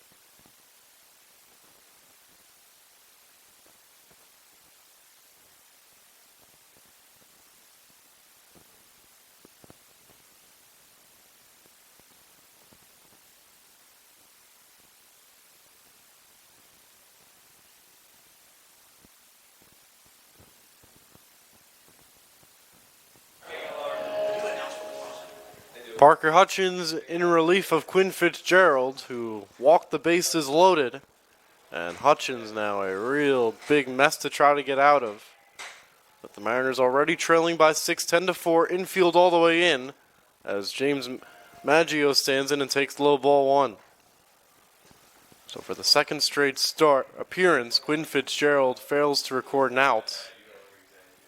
All three runners on his responsibility. Hutchins down the count 1-0. The leg kick in the pitch home, a rip and a miss by Maggio on a high fastball. 1-1. This is Hutchins' fourth appearance of the season. An 0-0 record and 11.25 ERA for Parker in 4 innings this year. And similar to Fitzgerald, the walks have been the problem for Parker in 4 innings. 6 walks to only 1 strikeout. 1-1. An ugly wave and a miss by Maggio on a high fastball again. It's 2-1. As during game 1 of our doubleheader here, Mariners baseball alum Travis Leatherwood hanging out with us in the booth this afternoon.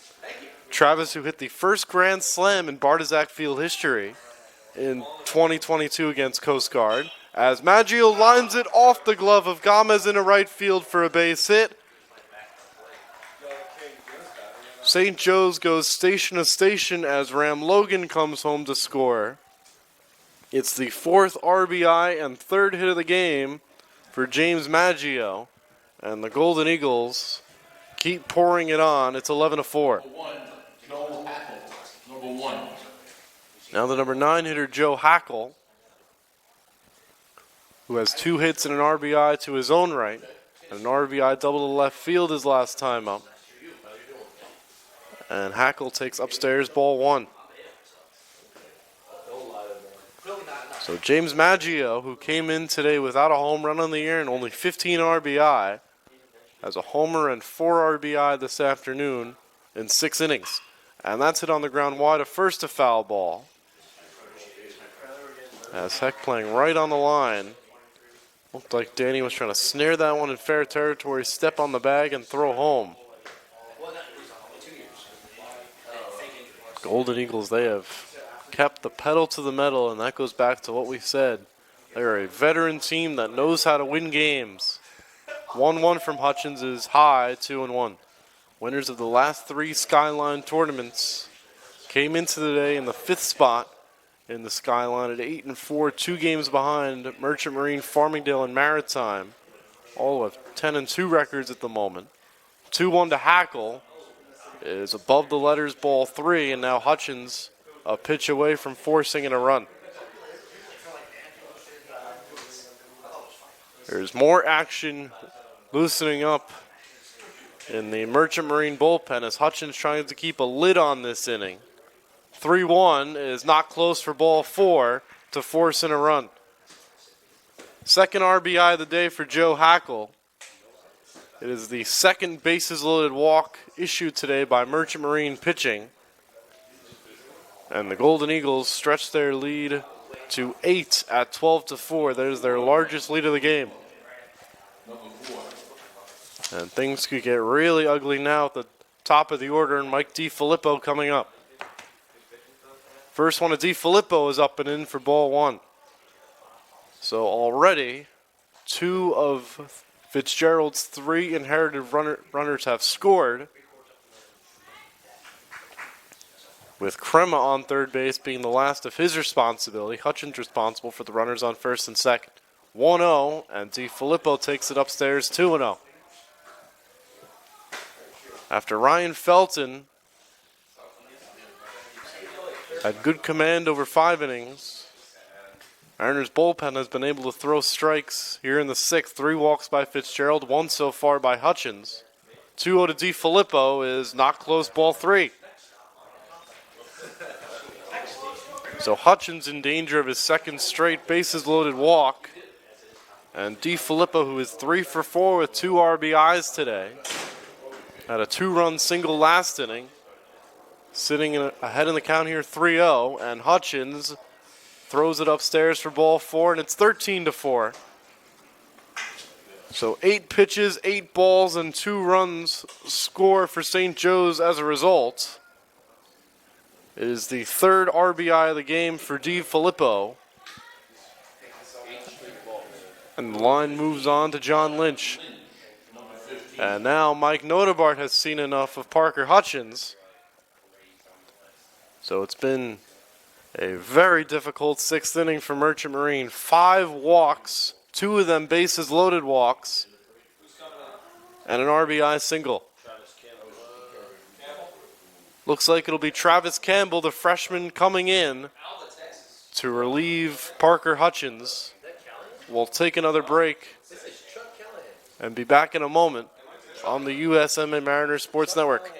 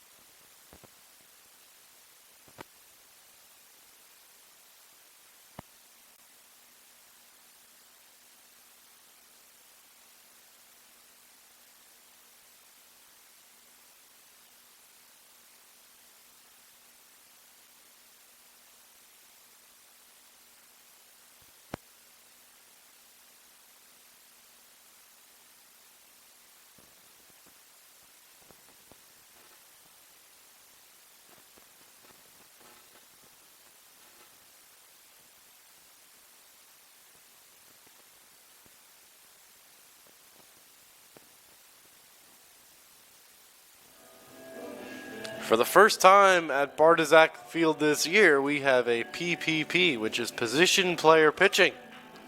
Charles Callahan, the junior from Overland Park, Kansas, comes on here in the 6th inning with the bases loaded, nobody out, for his first career pitching appearance. Golden Eagles have the game in hand with a 13-4 lead. Takes on John Lynch, who swings away at the first pitch and drives it deep to center field. This will get a run in, but be the first out of the inning. Chiappetti makes the catch. Scoring on the sacrifice fly by Lynch is Maggio. And Charles Callahan, congratulations, young man, you have an ERA.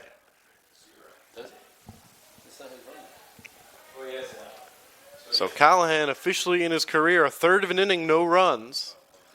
The run is charged to Hutchins. Joe Thatcher, number 33. Moving up to third on the play was Hackle. It's Lynch's first RBI of the game. Now Joe Thatcher. And Thatcher swings away, grounds it down the third, bobbled by Millen. Throw to first is not in time. If Millen doesn't get that ball, that is down the line to bring at least one run in. Staying at third was Hackle. So it's bases loaded again with one out. We'll see how they score that, whether it's an infield hit or a single. And they say E5 here in the booth. And now Anselmo Hoya, it's off the glove of Clapsaddle, and that'll chase in Hackle anyway. Moving up to second and third are DiFilippo and Thatcher, as I believe that'll go as a pass ball on Clapsaddle.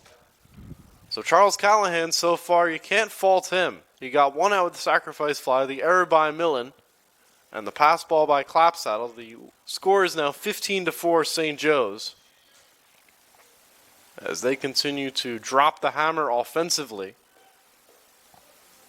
And Anselmo Joya could try to bring in two more with a base hit right here. Middle infielders back for Merchant Marine, and Hoya takes inside, 2 balls, no strikes. Hoya today has an RBI of his own.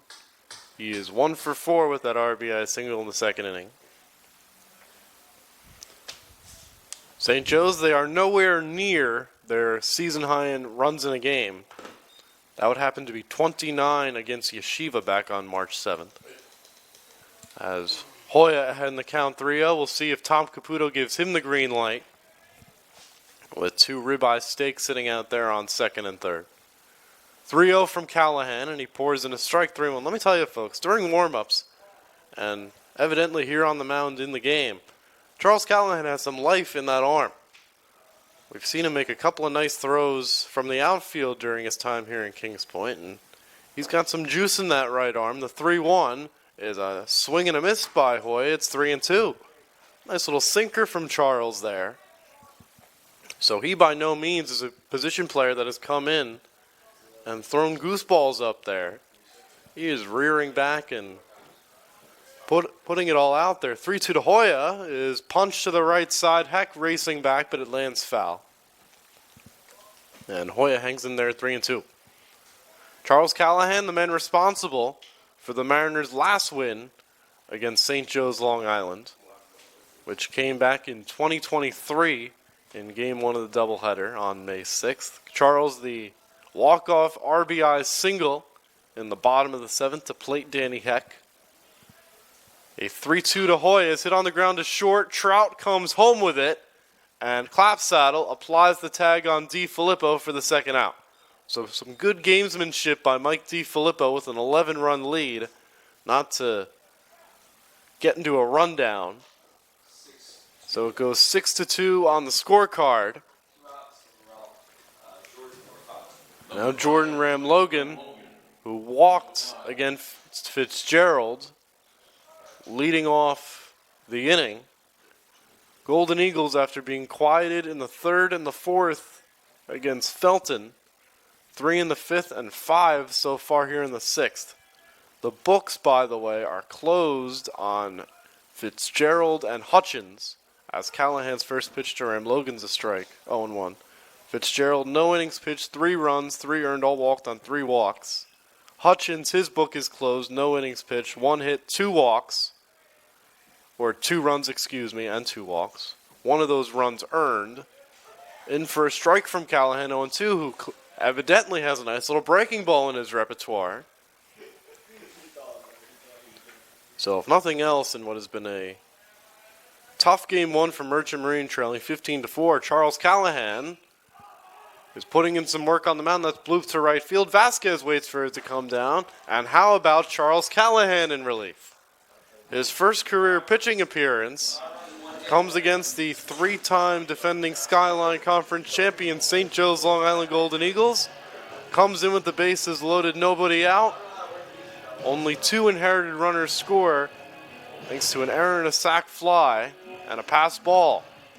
After 5.5, it's St. Joe's 15 and the Mariners 1 on the USMMA Mariners Sports Network.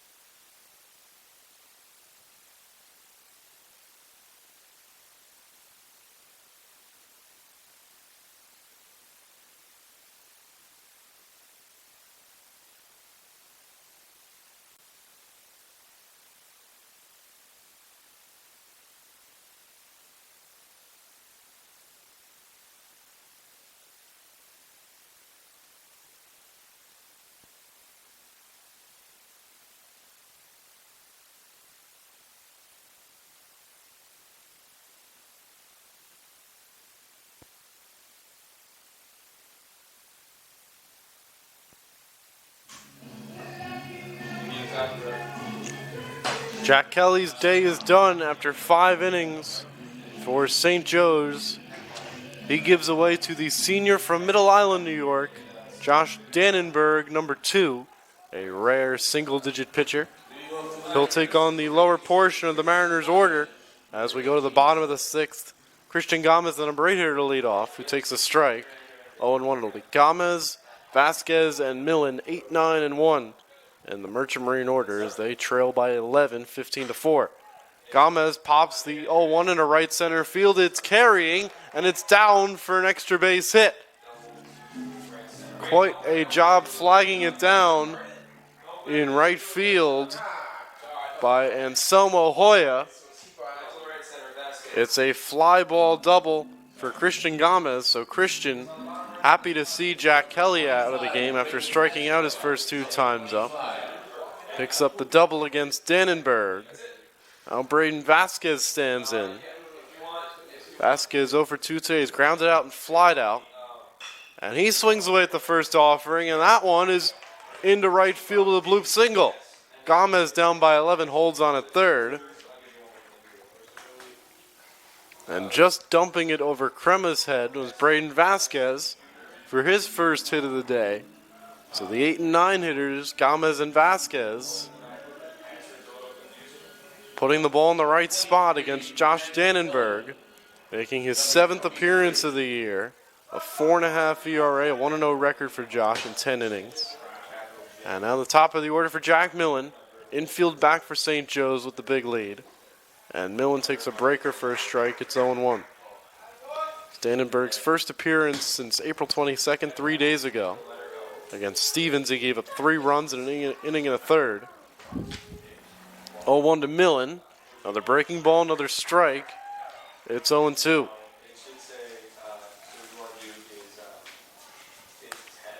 Mariners offense has come to life over the last 3 innings. 0-2 to Millen is in the dirt, ball 1. Mariners over the first 3 were held with no runs on 1 hit. Over the last 2 plus, they have 4 runs on 9 hits. Only problem is St. Joe's has produced 15 runs on 17 hits in 6 innings. 1-2 to Millen from Dannenberg is low and away, ball 1. With the base hits by Gomez and Vasquez. We'll start with Gomez first. Gomez with that base hit. We'll tell you about it after this pitch to Millen, and it's in the dirt. Again, ball 3. So from 0-2 to 3-2 on Millen. Gomez now has himself an 8-game hitting streak after that fly ball double. And Vasquez with that bloop single over Crema's head now has himself a 4-game hitting streak. Payoff pitch to Millen is outside, ball 4 to load the bases. So Tom Caputo, I would imagine he is not a fan of what is unfolding here in the 6th inning. With an 11-run lead, Josh Dannenberg has come on and loaded the bases with 2 hits and a walk. Landon Trout, number 1. And now Landon Trout, who is 0 for 2 today. He's been hit by a pitch, grounded out, and flied out to left in foul territory, and that's low, ball 1. So Dannenberg having trouble with the strike zone. He's only walked 3 batters all year coming in. That walk to Millen was only his 4th. 1-0 to Trout is lined towards short and caught. And no double play. That was almost a 6-4 line drive double play. A quick snare by DiFilippo, who fed Crema quickly, but alertly getting back to second base was Vasquez. So a hang with him for Trout as he lines out to his opposite number, the shortstop DiFilippo. Now Tommy Chiappetti, who's 2 for 3 today, but he has singles in each of his last 2 at-bats in the 4th and the 5th. And Tommy swings for the grand slam and comes up empty on the off-speed.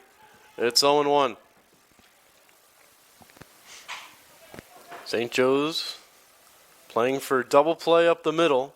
Dannenberg trying to tiptoe through the tulips here in the 6th inning, but he misses low and away, ball 1. nothing else, you want to put together competitive at-bats and get the offense in good spirits heading into game two as Chiappetti grounds one towards short. Could be too deep. Filippo the glove flip to Kremer for one on to first for the inning-ending 6-4-3 double play. Mariners load the bases with nobody out, but they do not score in the sixth. No runs on 2 hits and 2 left because of the double play through 6. It's St. Joe's Long Island 15 and Merchant Marine 4 on the USMMA Mariners Sports Network.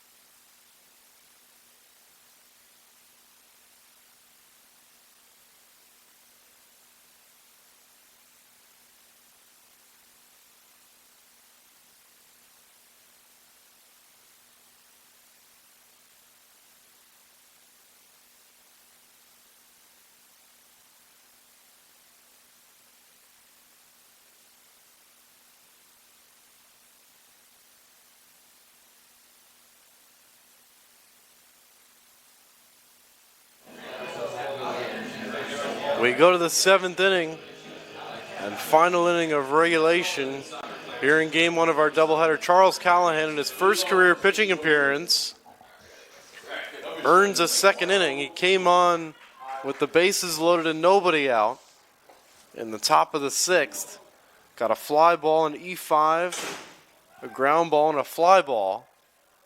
So Callahan, who still has a 0 ERA through an inning of work, back out for inning number 2. His first pitch misses outside to the number 9 hitter Joe Hackle, ball 1. St. Joe's Long Island in firm control of this game, a 15-4 lead. 3 outs away from their 6th straight win over the Mariners and 30th since 2001. As that's fouled back. 1-1. I apologize, folks. Sometimes my glasses don't work. It is number 7, Marco Gullo at the plate. I thought I saw the 7 as a 1. So it is Gullo at the plate with a 1-1 count, not Joe Hackle, and that's in the dirt, 2-1. So it'll be Gullo, Crema, and Maggio. Another defensive change for you. Lewis and Serra, the freshman from Copley, Pennsylvania, takes over for Garrett Clapsaddle behind the plate here in the 7th inning. So Garrett gets off his feet for the last inning of game 1. Thanks for noticing that, Steve. It's 2-1 to Gullo, who has walked twice, once with the bases loaded to drive in a run. Other than that, he's 0 for 2, and he has his first hit of game 1. And now every Golden Eagle in the lineup has at least 1 hit as Gullo singles to left. It is the 18th base knock of game 1 for St. Joe's Long Island, and the first career hit given up by the junior Charles Callahan. Number 3, Don Kremer. Number 3. Now Dom Crema, and again we send our thanks to Dom Crema's dad, Mr. Crema, who corrected us on the pronunciation. Crema pops it a mile in the air. Right side, Vasquez almost ran all the way to the infield, but Braden catches Crema's fly ball for the first out. Yeah, definitely. Second baseman Gomez went out, but Vasquez had it all the way, coming in from right field. Number 19. And now James Maggio, who delivered the keynote in this game with a first inning 3-run homer, which as of now stands to be the game winner to double St. Joe's lead from 3-0 to 6-0. Mariners only put up 4 runs. Have a counter punch as Maggio takes low ball 1.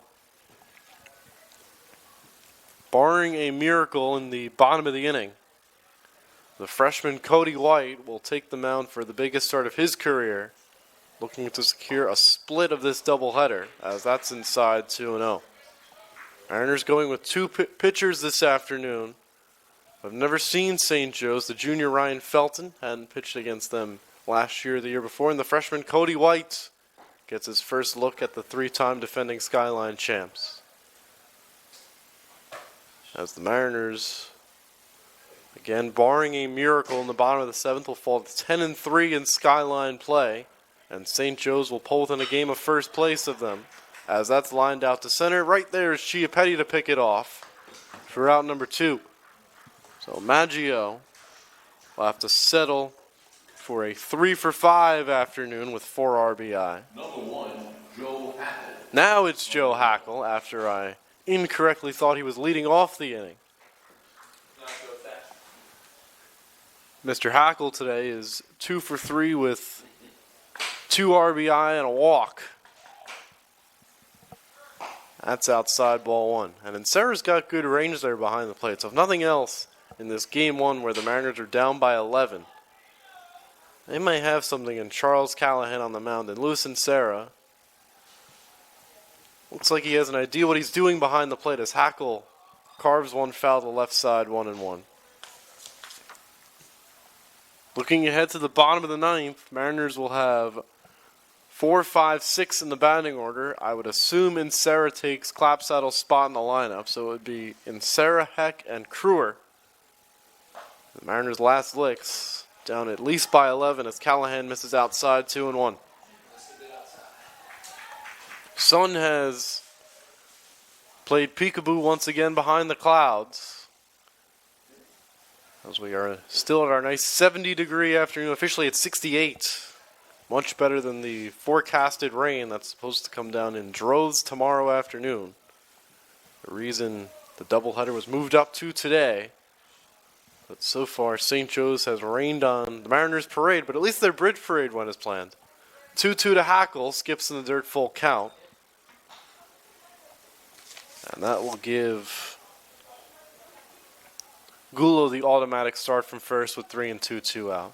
The music has resumed here at Bardzak Field, so the annual Flying Bridge Parade is over for the year. 3-2 from Callahan is fouled back to the screen, and Gulo will have to trot back to first.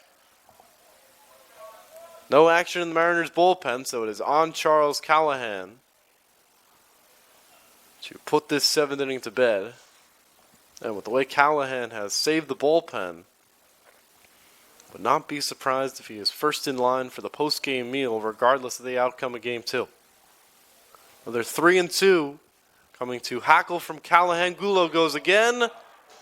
And with an 11-run game in the 7th inning, Brett Thompson decides to call it ball 4 on a very questionable pitch. So sometimes it's just one of those days for Merchant Marine, as it looks like that one may have had the knees, but Callahan issues his first career walk. And now Mike DiFilippo will get another turn at bat, already with 3 hits under his belt.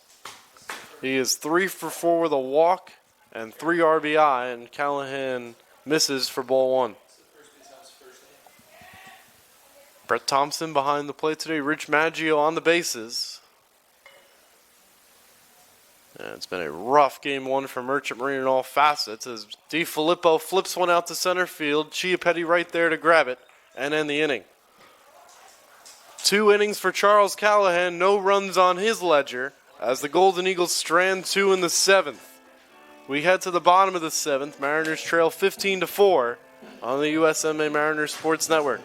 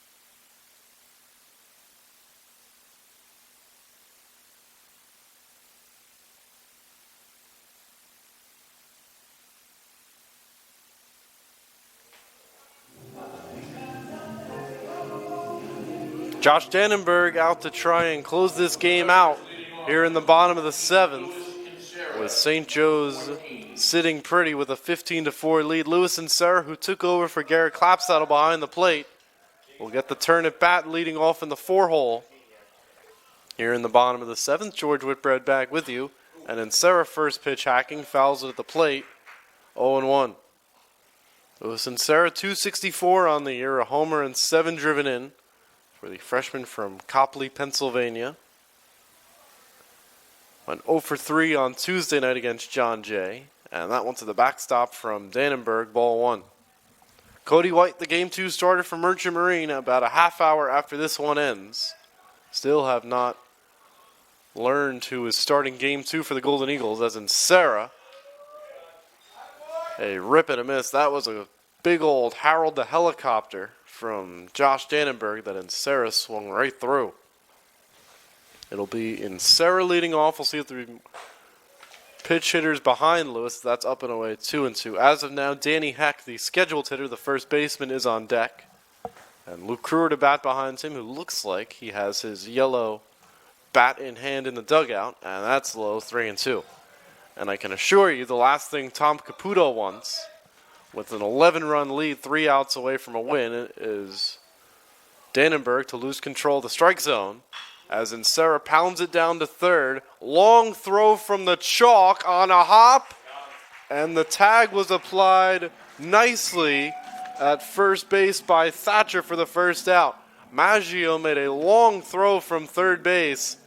And I believe the call Rich Maggio made was that Thatcher applied the tag on Insera for the first out. So now Danny Heck, who has had the most productive Game 1 of any Mariner. He is 2 for 3 with an RBI single and a 2-run single. Heck puts a charge and 1 out to left and short of the warning track and tumbling into the wall is the left fielder Ram Logan for the second out. So Danny Heck gave it a ride, but the long fly ball to left, and now the Mariners are down to their final out of Game 1. And Luke Kruer coming up. Number 5, Luke Kruer. Kruer, after striking out his first 2 times up against Jack Kelly, got the better of him in the last at-bat with an RBI single. And Luke takes up an in-ball 1. If Kruer can extend the festivities here in Game 1, Ricardo Olivares, the lone Mariner to not be retired here in Game 1, would be next. And Luke takes down and away.